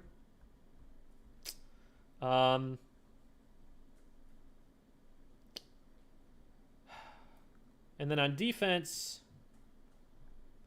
you could just pop an ink vac. So it's going to be part of the meta, I guess, to bait specials into shooting at the ink vac, I guess. So yeah, I think that's going to be an important part of the meta early on. It's just Tacticooler is so strong right now that you don't need to fire specials at people necessarily. You just pop Tacticooler, and now everyone's stronger. And then you go in. Like Tacticooler, you can almost... It used to be with like armor or something that people would just like back off and give up space because of it. I feel like with Tacticooler, they can't back off fast enough because you just run them down because you have better movement speed. It's hard to kite that. So it could actually be used as an initiation special, but there's a lot that remains to be seen. Inkvac definitely could have a place. I might be underrating it here. But in general, this is, I think, too defensive a kit. The Squeezer has the capacity to play more aggressively, and it's kind of being shoehorned into a very passive role with this kit, which I don't think is good for the kit. I think Squeezer wants versatile options. It wants Splat Bomb, something that can be used defensively and offensively. It wants something that's going to be useful in whatever position it gets put into. Or maybe especially something at short range, honestly. Like, if a Squeezer got an Ultra Stamp, I don't think that would be terrible for it. Because it gives it immediate kill threat right around it, right in front of it.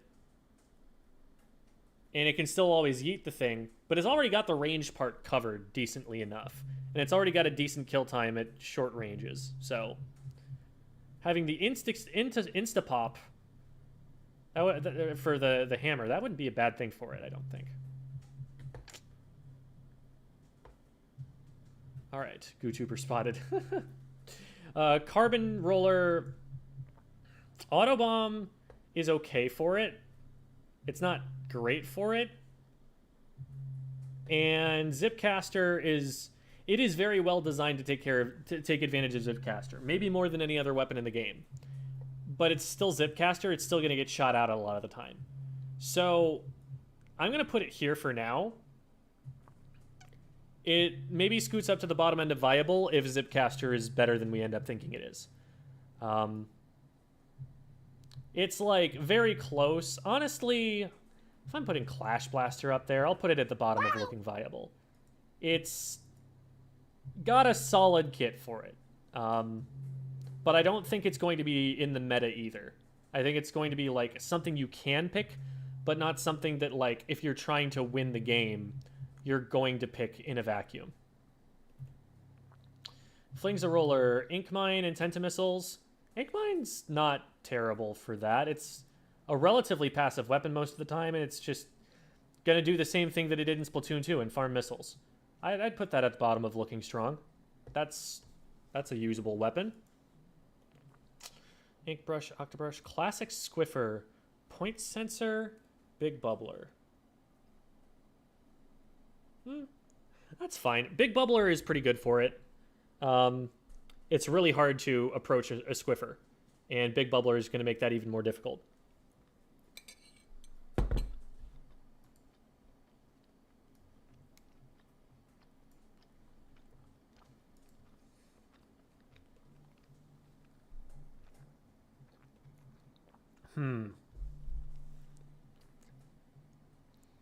I don't feel like there's much a Bamboozler does with an Autobomb, to be honest.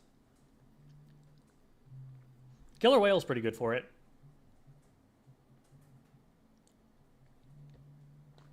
You get any chip damage at all from the Killer Whale, even the tiniest little bit of it, and the weapon's going to one-shot.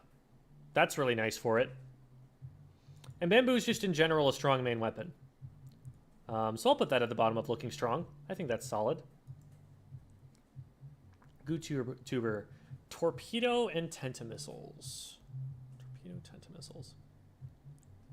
FLC has this funny theory that GooTuber is actually going to... The way that it's going to work is you roll a torpedo at someone and then hit them with 2 tap shots or 1 very, very small partial charge. And that's how you're going to kill with this thing. that's going to become a combo weapon. I haven't seen it in practice, but it would be very funny. I'm thinking either top of looking viable or bottom of looking strong.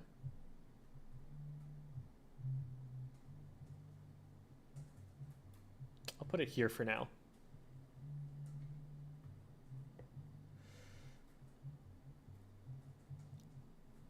Non-lethal radius becomes lethal with a full charge.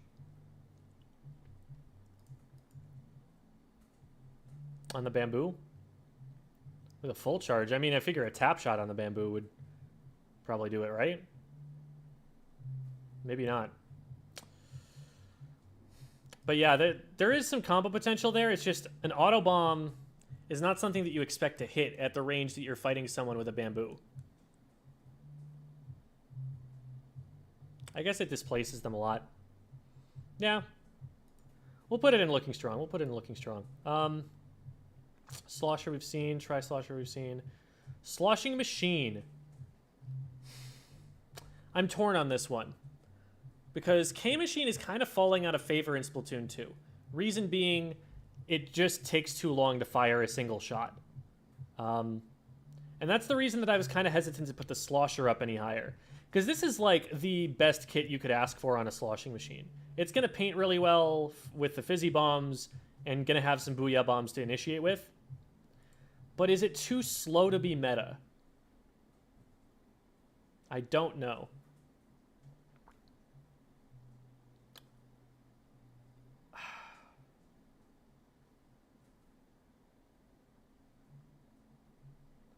I'm going to put it down here in the same place as the bucket. Because again, these two have amazing kits for them.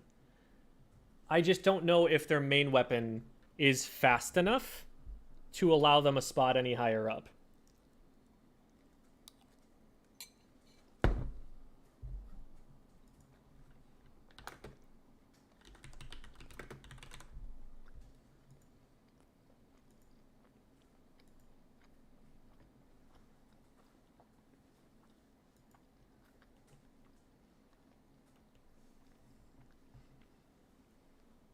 She's going to be annoying with Fizzy and Booyah. Yeah, this weapon is going to harass backliners like no other. Every single piece of its kit is perfect for that exact purpose. Big, huge hitbox that hits up over ledges. Fizzy bomb. It's going to bounce all over the place and control a lot of space. Booyah bomb. This is the anti-backline weapon.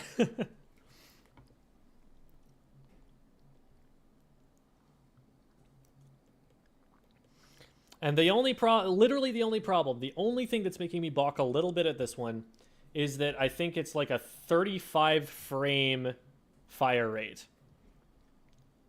In 35 frames, the K-52, I believe, can kill you 3 times.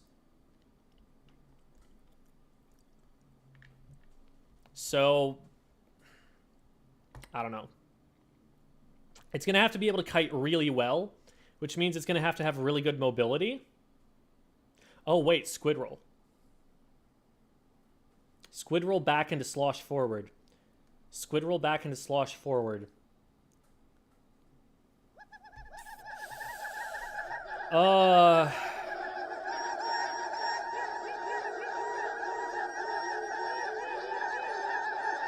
I've changed my mind at least 5 times on this already, but I'm going to put it there. Thank you so much. Oh my god.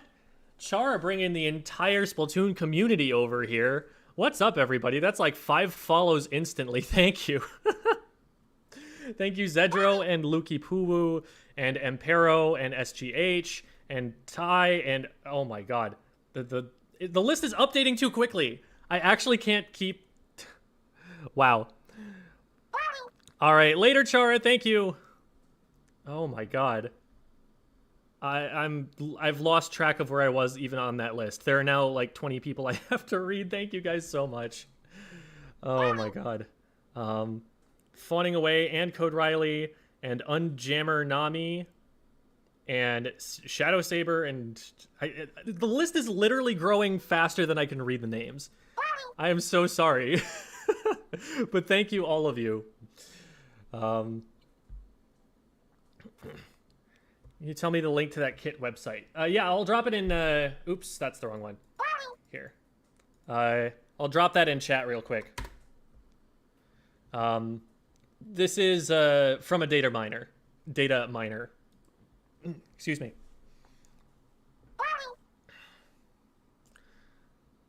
Squiffer that high. Squiffer was playable. Squiffer was like being played at top level in Splatoon 2. And its kit... where did it go? There it is. So point sensor is gross. But Big Bubbler, I think, is great for Squiffer. Because Big Bubbler is a special that lets a weapon play aggressively out in the open without having to worry about getting engaged on at shorter range. A Squiffer can really control space well as long as it's got a Big Bubbler around it. So I think that's really good kit synergy with it. I like Big Bubbler as it's on Rollers and Blasters because, again, if you enter in to try and kill it, it's just going to one-shot you for doing that. It's very, very good at punishing someone who gets too close to it. So because of that, Big Bubbler just makes it kind of invincible on the map for as long as that's up. So I think that's going to be a relatively strong option. But the point sensor definitely brings it down a lot. I'm really torn on the sloshers still. Because, like, on one hand, they still have the same problem they had in Splatoon 2 where the fire rate is too slow. On the other hand, they have insane kits, and they also have Squid Roll now. Like, Squid Roll backwards, sloshing machine, slosh forward seems so frustrating to deal with as a frontline weapon. I guess you can Squid Roll through it, too? I'm torn about those right now, but... But so, for those of you who don't know who just raided me, Prochara is a top-level Splatoon player, and he is one of the only top-level Splatoon players who understands the importance of content creation for growing the community and sharing knowledge. Lots of very useful videos on YouTube that comment on the state of the game and are one of the best ways to keep track of what the metagame is at any point in time. So if you follow me, you should also follow Prochara. I've collabed with Prochara before. They were on the top 500 video, giving a lot of advice there. Like, just generally a very useful squid to go follow. So go and do that if you have not yet already. I know that on YouTube, like, I share like a ton of my audience with Prochara, so a lot of you probably know who that is already, but in any case, we'll keep going here. E-liter meta. I think chargers are really strong right now. There's no armor. They can just shoot things. And there are a lot of specials that get countered by it. Like, I don't know how you play Zipcaster into a charger comp. I feel like that just dies every time. Charger is probably going to be able to, like, headshot crab tanks and maybe get, like, flanking shots on Inkvacs. There's a lot of potential there for chargers to be really strong, I think. So, okay. Where were we? Sloshing machine was what we just finished doing, and I was kind of waffling back and forth between where I thought I would want to put those. Bloblobber. Okay. This kit sucks. But if you're going to put this kit on any weapon, I feel like Bloblobber is not the worst weapon to put it on. So I'm not saying that this kit is good at all, but it's like, it's a weapon that's going to sit back and cause a lot of, cause players to move, cause a lot of displacement with its main weapon. And in the meanwhile, it's going to be farming for special so that it can slowly move forward. And that's kind of what this kit does. So it's like, there's going to be a better Bloblobber kit, I bet. I'll put it at, like, looking outclassed, but, like, I think it'll be okay. I don't think we're going to see it experimented with that much in competitive play yet. Oh my god, still getting followed. And thank you for the subscription, Brittany Arner on YouTube. So many woomies. Oh my god, thank you, Offwoo, for the follow. And Catloaf Man. Oh my god, actually, it's still catching up, is what's happening. It's still further down the list, and the notifications have not had time to catch up to where it's at right now. There are still 5 more notifications to play. Dear Lord. Oh, thank you so much, Chara. There's just gonna be so many woomies.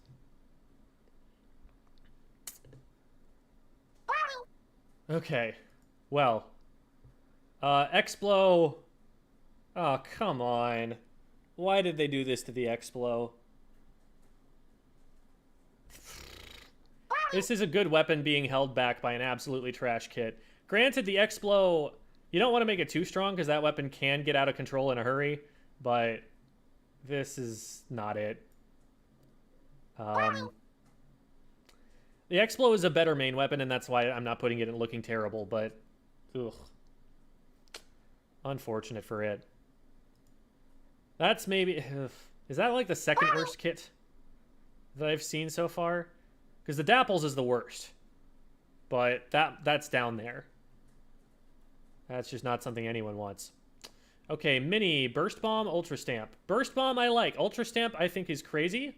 I don't understand why anyone ever played Kensa Mini. I think Ultra Stamp, that's one of the last weapons that you want an Ultra Stamp on. A Mini is not a weapon that's trying to flank you. Well, okay, I take that back, because Mini can play aggressively and, like, take off angles aggressively, but it's not going to shark. It's not going to play stealthily. And you need stealth to get an Ultra Stamp close enough to someone to do anything with it. So, like, you can see Minis playing aggressively, but I don't see them playing aggressively in the way that an Ultra Stamp would ever be helpful to them. I like the Burst Bomb, but there's going to be a better Mini kit. I think, like, pretty much any other special that you give the Mini is going to be better than this, so I'm going to put it here. Mini with Burst Bomb by itself might already just be, like, good enough to be a little bit higher than this, but the Ultra Stamp is not it. We've talked about Heavy, talked about Hydra. Ballpoint. That's weird.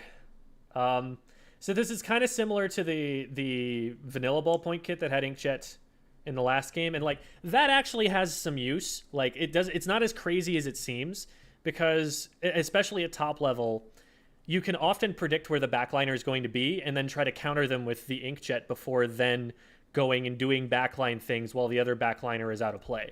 Like, that sort of thing can work, but Fizzy Bomb... Here's the problem with Fizzy Bomb. This is a weapon where the player is going to be, like, holding and releasing the ZR button strategically basically the entire time they're fighting. Pressing the R button prevents them from doing any of that. They can't maintain their charge that way. They can't charge while firing that way. Like, you want very supportive sub-weapons on the Ballpoint. Like, beacons are perfect for it, because it's not going to be using them for combat that much. So I don't really see this kit being that useful. Maybe it has a little bit of a niche here and there, but I feel like people are going to favor something more like a Hydra or a Charger on the back line right now. Well, I'm also interested to see, though, what they do with the ranges on this. Because, like, if it goes back to having Hydra range on the long shots, then it skyrockets. Then it's definitely competing with the Hydra for its niche. So I don't know. Why do the devs put bad kits on weapons? I will say, I think most of the kits that they have given are way better. Like, in general, there are a lot fewer lemons in this game than there were in Splatoon 2. There are some downright baffling kits on Splatoon 2 weapons, but they've got a lot more that have, like, really interesting, unique synergy. And even if, like, the sub or the special is bad, they're putting it on the right weapon to have that sub or special. So I'm relatively happy with it, to be honest. But okay, going back to it. Okay, wait a minute. This is not the worst kit anymore, because this is not a weapon that, like, is going to be relying on its kit for combat that much. This is, and Point Sensor Inkstorm? Excuse me? That's awful. Why? This is, like, possibly it's one of the worst kits you can give a weapon in the game in general. Because Inkstorm... The problem with Inkstorm, for those who don't know, is that... I mean, number one, it tickles. It doesn't do damage very quickly. But number two, when you throw it, it very gradually depletes the special meter. And so the entire time that it's active, you can't be farming for another one. Unlike missiles, where as soon as you fire them, you can start using, getting them again. Or a Booyah Bomb as soon as you throw it. Like, it can still be having an impact on the match, and now you're getting charge again. Whereas Inkstorm, I mean, if you launch Inkstorm to initiate a fight, you can go in and take the fight and get splatted before you're ever charging your special again. So there's got to be a better Nautilus kit out there. Nautilus as a main weapon is too good to put in looking terrible, but that kit is holding it back so hard. The weapon deserves so much better than that. Okay, Dapples. It does have Tacticooler.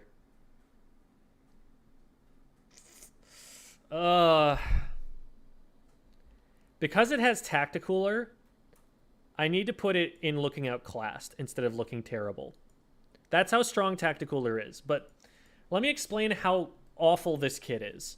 The Dapples cannot do anything outside of their range. They are a practically melee range weapon already. If they had a burst bomb, they could poke you from range, and that would be dangerous. If they had a special, like a Trizuka or something, they could shoot at the player that's pinning them down before they move from cover to cover. But they have none of that. They don't have anything that helps them at any range outside of what they can spit at. So, if you're running a Tacticooler weapon, you're going to run an N-zap. They're doing this thing where they keep trying to make the Dapples a supportive weapon, and I just feel like it does not work that way. It doesn't paint enough because it has too short of range. If you're going to try and farm for specials, then you pick an N-zap. If you're going to try and get beacons put down, I mean, I guess this is going to try and flank somewhat, but the rolls don't give it that much of a mobility buff. It's faster for it just to swim. And it doesn't swim very fast because the line that it paints for itself to swim through, it has to keep refreshing. It has to paint and then swim, and then paint and then swim, and then paint and then swim. In a situation where another weapon would be able to paint a single line and cover the same amount of ground. Dapples have just not been a good main weapon, but they've also been cursed with some really weird kits. I don't understand what the philosophy is behind how they're designing these weapons. Isn't it kind of unfair to put it above Terrible simply because of Cooler, though? Absolutely not. This is the reason that N-zap is at the top of the entire chart. It's just Tacticooler. The K-52 beats an N-zap in a one-on-one fight with just subs and main weapons. If you put a better special on the K-52 and a worse special on the Zap, that flips instantly. But the Zap is a support weapon that is designed to farm the single most broken special that has been in Splatoon ever, possibly. I'm not sure if I want to put it above Kraken, but it's close, at the very least. Tacticooler is just out of its mind broken right now. Broken enough to take this kit out of Looking Terrible and put it into Looking Outclassed. Splat Dualies we talked about. Glugas. So here's the... Gluga Decos in Splatoon 2 were kind of a budget K-52 because they had wall and they also had a survivability special. And they've got this same kind of thing going on for them in this game. I don't know that they're actually going to outclass the K-52, but this is a very good kit for it. One of the big problems with it earlier was that it had Baller. Now it has Booyah Bomb, which is better than Baller. So I could see this having some niche use as an alternative to the 52. I'm going to put it... The Glugas as a main weapon are rough enough that I'm going to put it at the top of looking viable, but I won't say outclassed necessarily until we see that, okay, yeah, Killer Whale, Booyah Bomb, it doesn't make that big of a difference. Or until I see that, okay, yeah, the range is basically comparable. It doesn't really matter that this has more range. It needs more paint. I think the thing that's holding it back, though, as a main weapon is just that it doesn't paint enough. If it painted more, we'd be seeing a lot more of this weapon. But the fact that it has such a low fire rate and therefore such a low paint output, I think is the biggest problem with that weapon. You fix that, and this is suddenly very scary and has the potential to become meta-defining all of a sudden. So, really, really solid kit for it. Like, this is about as good as you can probably ask for with a weapon like this. Gonna be a great skirmisher. Gonna be, again, Splash Wall Booyah Bomb just lets you never die. And it also has dodge rolls. And it also has squid roll now. This weapon is just never gonna die. The question is it going to do anything? Because it's not going to paint the map that much, so it needs to rely heavily on slaying, it seems like. And that's where it kind of has fallen flat in the past. Dually Squelchers. That's solid. Dually Squelchers of the bomb is always great. Dually Squelchers, we don't know that they have jump tech yet, and that's going to be a huge factor in how good this weapon ends up being. But, like, let's assume it does have jump tech. Wave Breaker's solid. Splat Bomb is excellent. Like, this goes here. Probably, like, hereabouts. I'm probably putting Range Blaster and Dynamo a little high. Let's drop these down here. These are the ones that I'm, like, least sure about. Not convinced on Squelchers. They paint for Wavebreaker. Wavebreaker... I'm hearing that people are thinking it's going to be a little bit lower tier as a special, but I don't know. It definitely has a use case. Like, you put that on a tower, you put that on the zone, that's going to have a lot of utility. It's just, is it going to have more utility than other things you could be doing? Is a question. Okay, Brella, Tentabrella, Undercover Brella. Why did they give it Inkmine? Oh, God. Why did they give it Inkmine? What does an Undercover Brella do with an Inkmine? I guess the whole idea with Inkmine is, okay, this weapon's damage is crap, so let's give it a way to maybe lure someone into a trap with the Inkmines. Like, it's just, it depends way too much on so many situational things happening. On someone not shredding the shield, on it having an Inkmine nearby, on it hitting every single shot. It's just not consistent at fighting someone. And people on the video that I made about why Undercover Brella is bottom tier in Splatoon 2, people were all like, well, you didn't understand. It's not about its slaying power. It's about its ability to skirmish. But the thing is, you have to have a threat to kill the opponent to be able to skirmish. Like, if you leave a CDS untouched, it's going to shoot at you from outside of your range, and you are going to have to do something about it. If you leave a brush untouched, it's going to shark you and splat your team.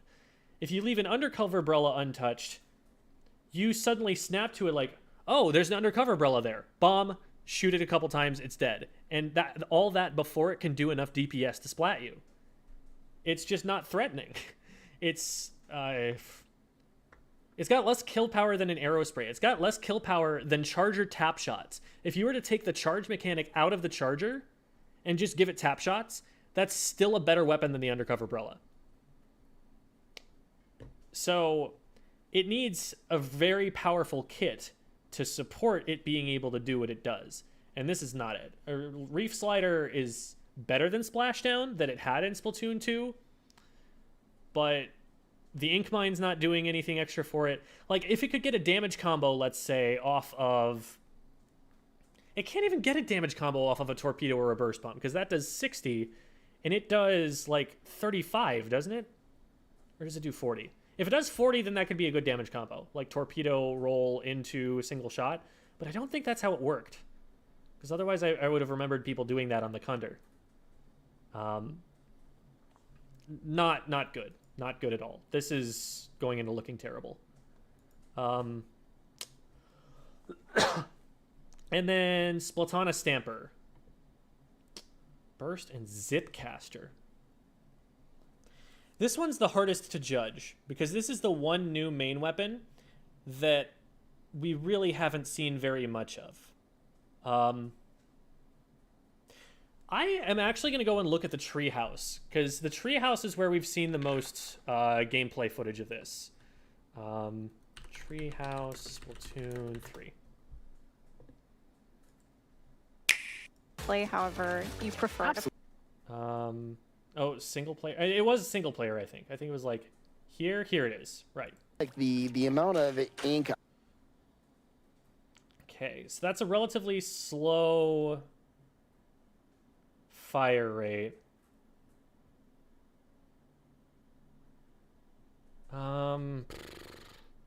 Pretty heavy weapon. Does anybody know damage numbers for this thing yet? Like, is any? Let me see if has a 45 damage. That's the wiper. The 45 damage up close.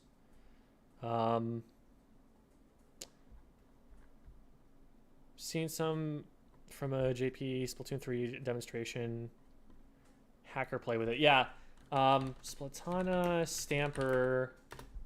Let's see if there's any. Here we go. Here we go. Let's see what kind of damage we've got here. Okay, so painting range. Where are they standing? 1, 2, 3. About 4 or 5 for painting range. So it's longer range. How long does that go? That. Okay. Not that much further. Okay, so it does 35 with those hits, which means it's not going to have that much more DPS than the standard Splatana did with that mode. Because that's a slower swing time. 70. I love that they are giving the Splatanas subs that combo, because it needs those desperately. I think this, like, Reinhardt slash into Burst Bomb is going to be really important for them. That's okay. I'd still say it's outclassed at the current moment. 140, okay. I guess, like, full charge into single, like, the heavy slash into the light slash being a combo is really nice, too. This might be better. This might be a better weapon than the Splatana Wiper. But not by that much. And what the heck does this thing do with a Zipcaster? This thing's going to be playing more similar, I think, to a Grim Range Blaster, where it's trying to, like, space people out and do damage combos to them. I feel like that's a huge mismatch. Because, like, they made a melee weapon that has slower kill times than projectile weapons, is, I think, the big problem with their Splatanas right now.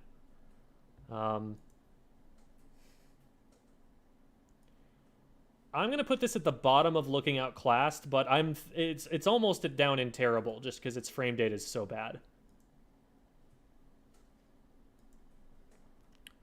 The direct breaks Brella. Oh, and kills. Oh, no. So, here's the thing about the melee range attacks with the Splatanas. They literally don't matter, because you should never get close enough to make them work. Even a brush, like a brush that is like one of the ultimate ambush weapons, does not get so close when it sharks someone that you would be able to actually pull off one of those one-shots. And as soon as someone pops up out of the ink and starts charging for that, you're going to see that and be like, oh crap, I'm going to get out of the way. And the only way that they get close enough to hit you with it is with the dash.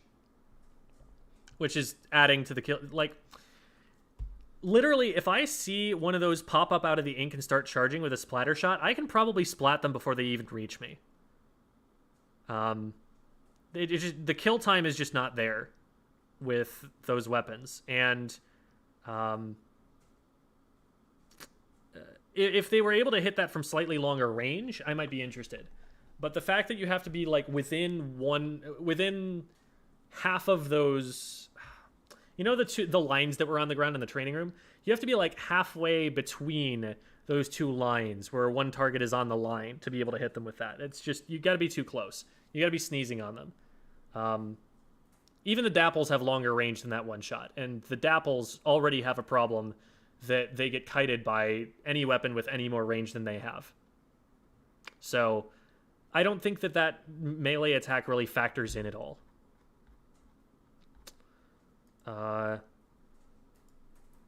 I was expecting Splatana Wiper to kill so fast. Yeah, it does not. Like, you compare its kill time to, like, a Splattershot. The Splattershot splats at least 2 people in the time that it takes the Splatana to splat 1 person. It's insane how underpowered it is damage-wise. And, like, they gave you this gimmick where if you get close to them with it, it does more damage. But they made those attacks that do more damage have worse frame data. So I'm not seeing them. I think Splatana are really weak right now, that they will just, as a class, need a buff. Maybe damage output, maybe combo potential. Probably something to do with frame data, I would think. So the range is fine. And the advantage that the Splatana Wiper has is that it's going to be able to kite a little bit. When you're swinging with it, you walk really fast. And so you could, like in a firefight with a shooter, be swinging this thing at them, being just outside of their range, and backing up as they try to approach you, and getting back faster than they are if they're walking and shooting. You force them to stop shooting to try and approach you, and that's always a good situation to be in as you're trying to kite. So that's the playstyle that I think is available to the Wiper that is not available to the Stamper. The Stamper is probably... I'm getting Grim Range Blaster vibes from Splatoon 2, from the Splatana Stamper. Like, it has combo potential, and it just needs to keep its range and use those combos. It looks like it paints decently, as long as you're able to just do charge shots. And it has Burst Bomb, which is exactly the thing that it needs, because it's slow. So it'll be able to use that for movement, and it'll also be able to use that for damage combos. Should have a faster kill time, like it's literally a katana, a sword, yes. Like, if they were to make it so at melee range, a single light attack one-shots, I don't think that would be broken. Because you still have to get that close. And that's basically just the sploosh or the dapples at that point. Just make it so that one light attack at that range is going to one-shot. And then maybe we've got something interesting. But otherwise, that melee mechanic, I don't think is going to mean anything. Like, a roller one-shots from further away than the Splatana's one-shot that you have to charge.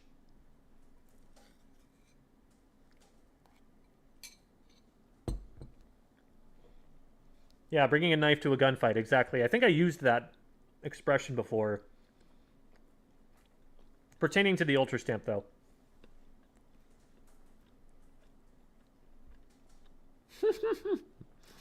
Valimar threatening me here. Look at that. 4 weapons for your Weapon to X series.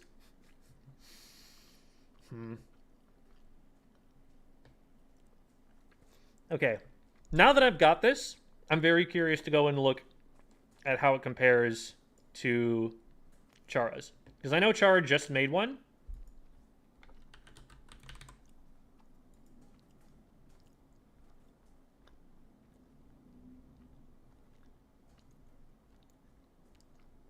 It's on here somewhere.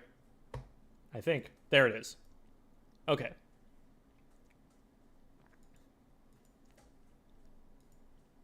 Oops, that's the wrong one. Here. He's putting Squeezer in top tier. That's interesting to me.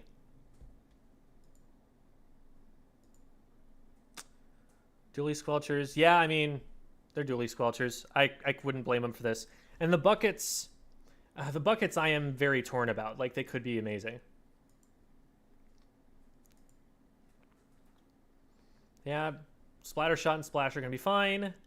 96. He actually likes the 96 kit. I had it a lot lower. Rapid Pro. It is a Rapid, and he plays Rapid. Interesting that he put Chargers a little bit lower. He's hyped for the roller. That's exciting to see. Where did I put it? I put it looking viable, yeah. That's about where I think about it. Yeah, it looks about right. If we get a better kit for the ballpoint, I think it's up there. I just don't like Fizzy Bomb on it at all. Maybe the Fizzy Bomb doesn't matter that much. Maybe I should put it a little bit higher just because of the main weapon being that good, but I just think that we'll get a better kit for this ballpoint, and at that point in time, we'll be leaving it in outclassed.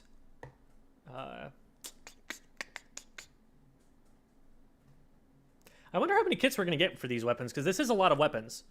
Like, do you think this is just all that's going to be... This, I think, is all we get on launch. Like, at what point do we start getting new kits built into the game? That's an interesting question. This might be all that we have for a good long while.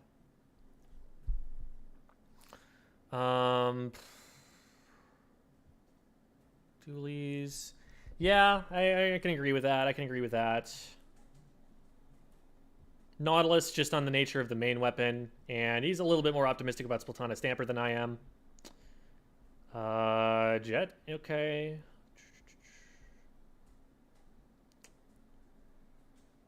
Bambooed that low. That's interesting. I would have thought this would be higher for him. He has a higher opinion of these. What's it? Situational versus solid? I'd be interested to hear what his distinction is between these two tiers.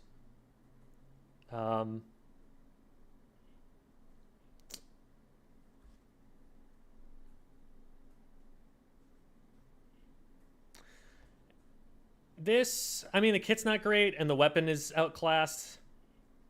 I don't know that I agree that it's as bad as Dapples or Undercover, though. Interesting. So, let it be known that there are significant differences of opinion, because these are day one tier lists.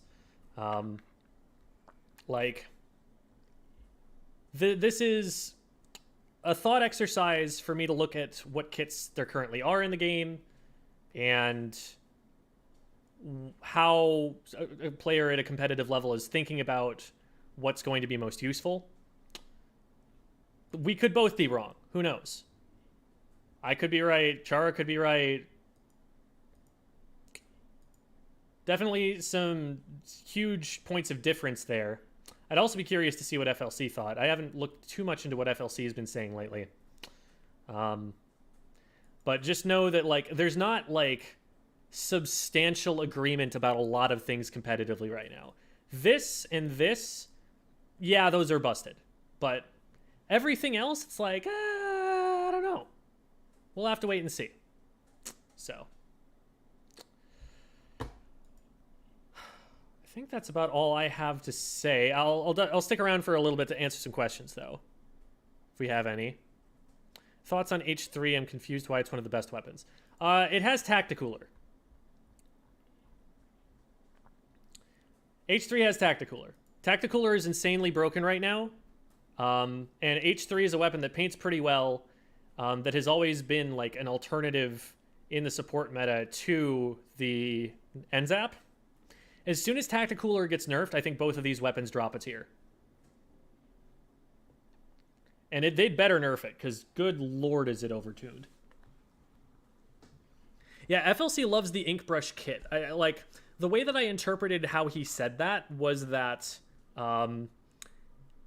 he's not saying it's necessarily like one of the best weapons, but that the way that the kit was designed is very good. It makes the weapon fun to play.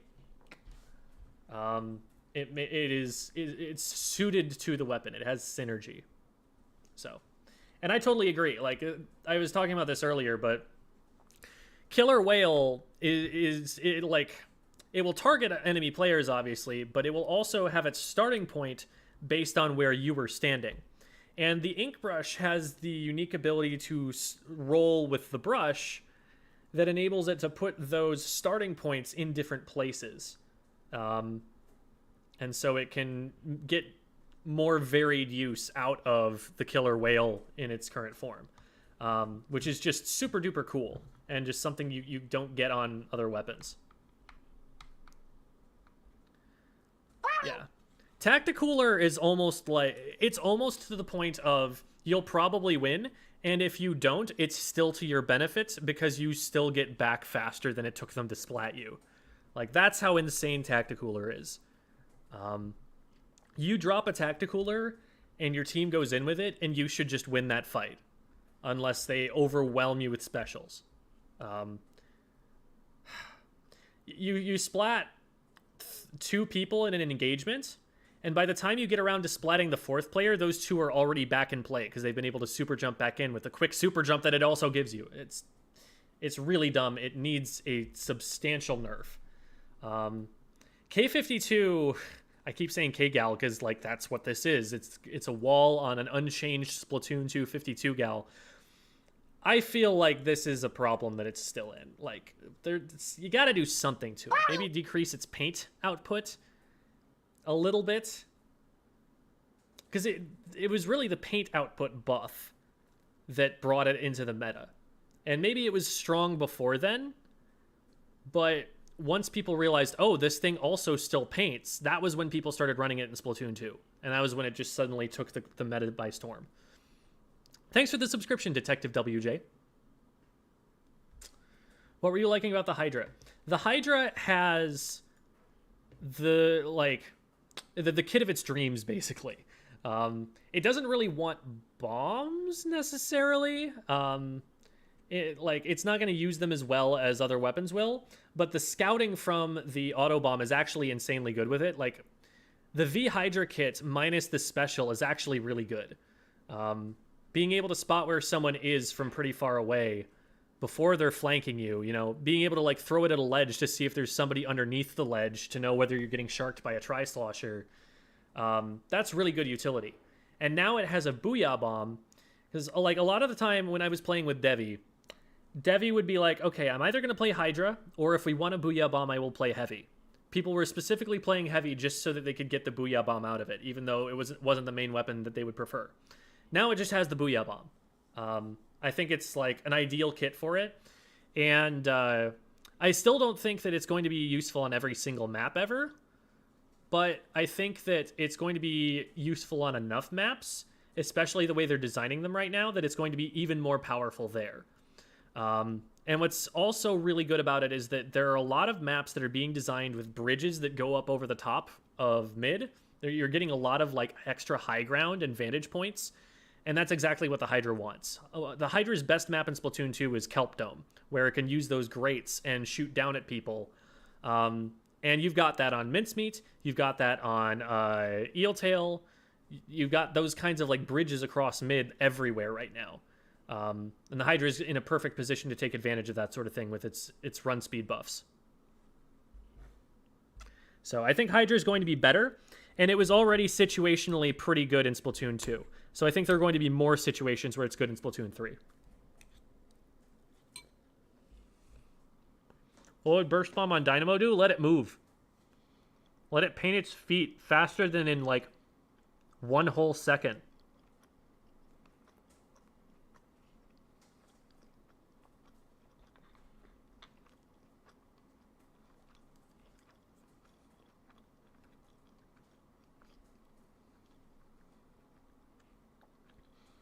Junior doesn't seem like it has the bigger ink tank, no. And it doesn't have as spammable a special either, which is why I've dropped it down so low.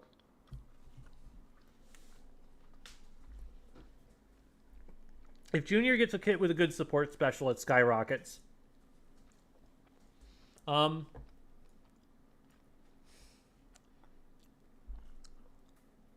Tent, you know, I placed Tent very early on in this tier list.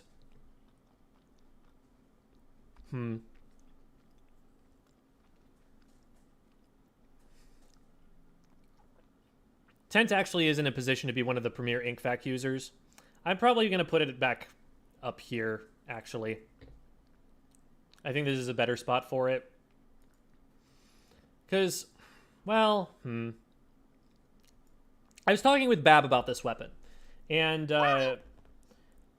what Bab is looking for out of a tent kit is a more aggressive kit. They're looking for it to be able to use the shield to get in and then pop a special that's going to gain it a lot of ground.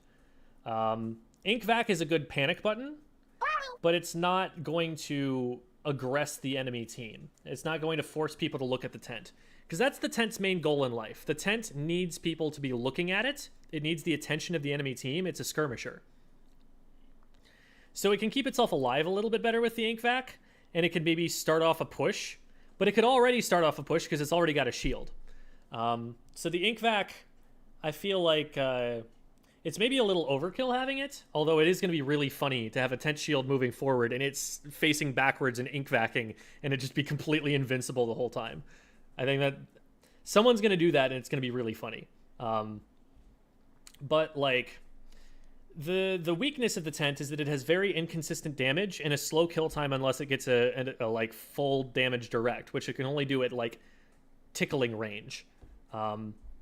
So it needs to get close to you to be a threat, and it moves very slowly to get close to you.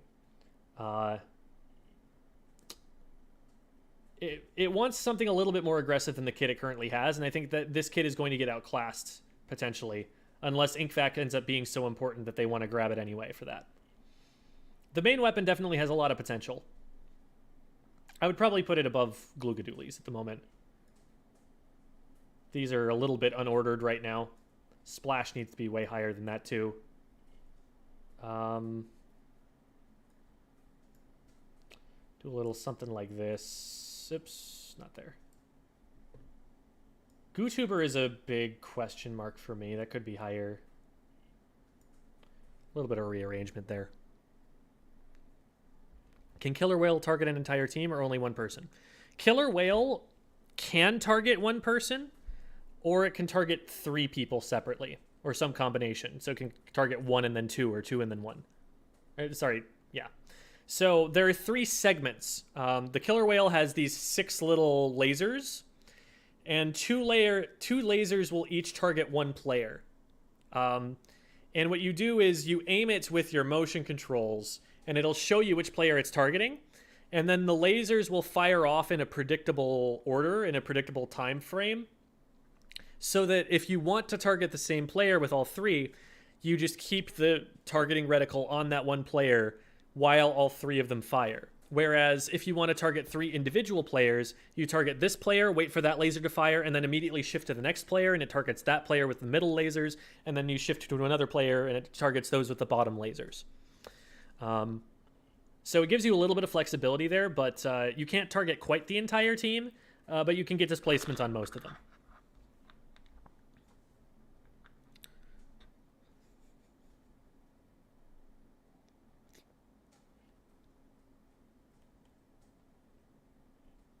How do you feel about Bamboo versus Squiffer? Everyone wants aggressive kits on their weapons. Not everybody. Like, I don't know what a Bloblobber is going to do if it gets Ultra Stamp. That's not especially useful to it, you know? There are definitely some weapons that will, just by nature of their main weapon, play more passively. Explo too, so.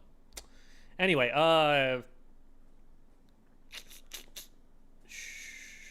Bamboo versus Squiffer was the question. That's right.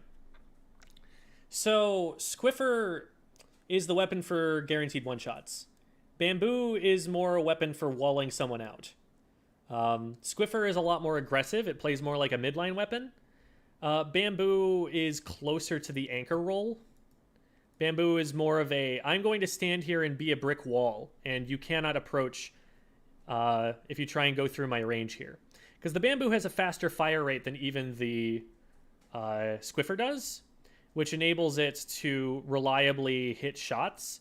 Even if you miss one, another Bamboo shot is sure to hit fairly soon. And so that makes it better for like holding down an area. Like a Hydra is better for defending a clam basket than a Charger is. Because the Charger, if they miss, don't get to stop the player. Whereas the Hydra splats someone almost as quickly, and if they miss at first, they still have charge and can keep firing. It's the same kind of concept of fire rate here. The Bamboo is going to be better on defense, but it's also going to be less consistent at securing kills. It's more about, like, they have to come to me. I think both playstyles are fine, and I don't think the fact that the Bamboo doesn't have the MPU one-shot potential is going to make that big of a dent in it. The Bamboo was actually being played at top level even before MPU, which is something that not a lot of people know. Like, Tetsu was making it work on, I think, Prophecy comps back in the day, and people were saying, like, oh, wait, this thing actually works. It's just really hard, and nobody's tried to put in the work to learn it yet. So just the fact that it doesn't have MPU isn't going to make me drop it down necessarily. And this Bamboo has an okay kit for it. I forget exactly what it was, but Killer Whale, right. Killer Whale is totally fine. Like, Bamboo is going to be trying to hold these long corridors and straight line positions. And Killer Whale is an extra deterrent. Also, it has damage combos with Killer Whale. If it doesn't get if it hits a single solid shot and then Whale ticks them for another 12 damage or something, then they go down. And the Bamboo strong hit will also combo with indirect autobomb damage if that ever happens. So it's got some options. Autobomb is definitely not the best thing for it, but it's probably going to work. Would Slosher with Burst and Tacticooler be broken? All you had to say was Tacticooler, and the answer is yes. But I digress. Burst Bomb and Slosher is a very dangerous combo. The reason that Soda Slosher was so good was specifically that it could combo the Burst Bomb from the Burst Rush with a Slosh. If you give a Slosher a Burst Bomb, I think that Slosher's already broken. And Tacticooler is broken already, so... yeah, that would not be cool. I would not like that.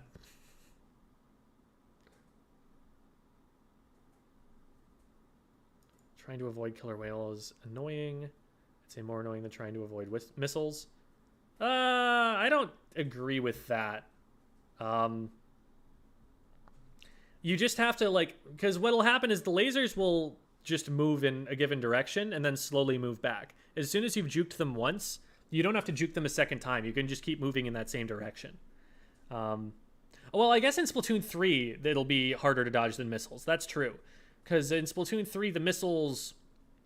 we talked about this a little bit earlier, but the missiles land where you were just standing when the missiles were launched.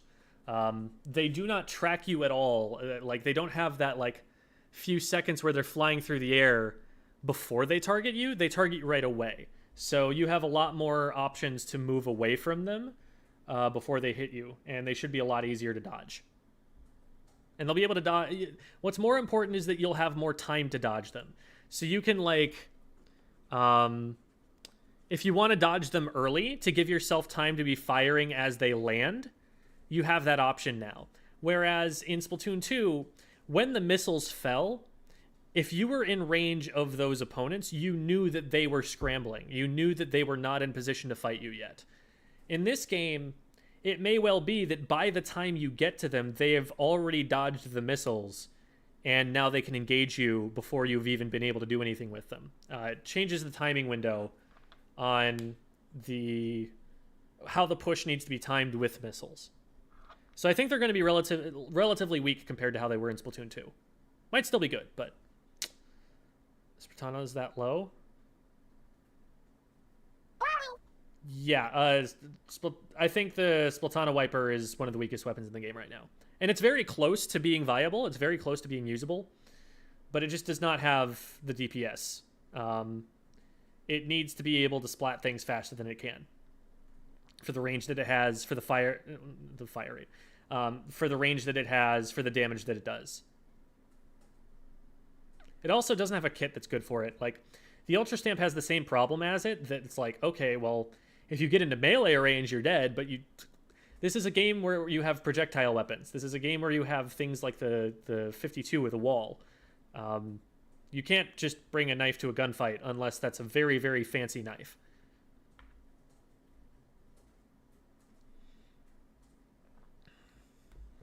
Stamp was good. It's viable. I think the main weapon still holds it back a lot, but Torpedo is really good for it. Like, I like that they're giving it subs that combo with its damage.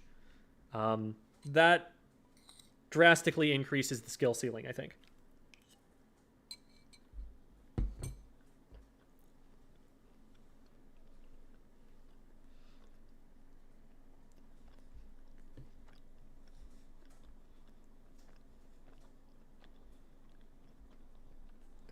What would the Tri-Stringer need to be a viable weapon? There are a lot of things you could give it.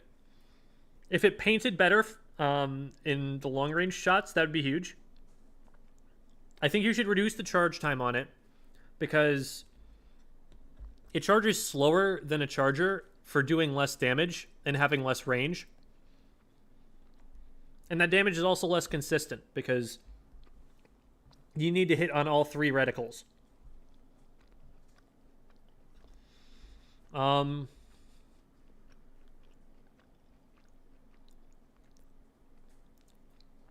If you made it so that the rockets had a larger radius, a larger blast radius around them, that would have a lot of potential. Pick like 2 of those things that I just listed and put them on the bow, and now we'll talk.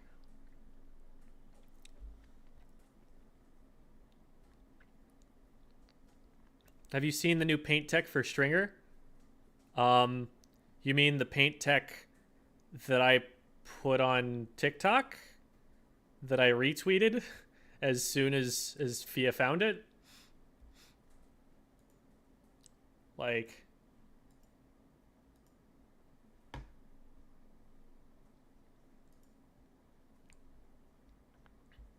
Like this painting tech?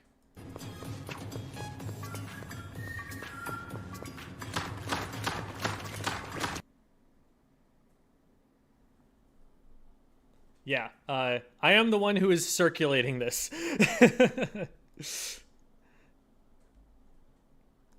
All right. That is about all that I had to say. And I think I need to spend some time on video editing, so I'm probably going to call it there for the stream. Let's go and find somebody to send all y'all off to.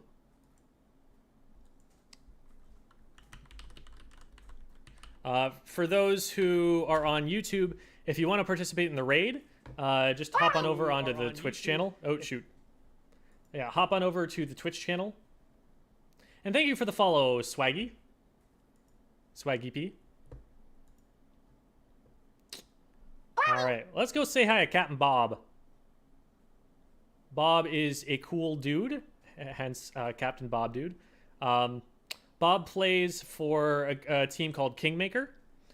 And so, you know, mid-level team, just like the one that I'm on, or the ones that I have been on, rather. I'm not on a team right now. And is also a punk rock musician. And will probably play us a song when we get there. So, off we go to say hi to Bob.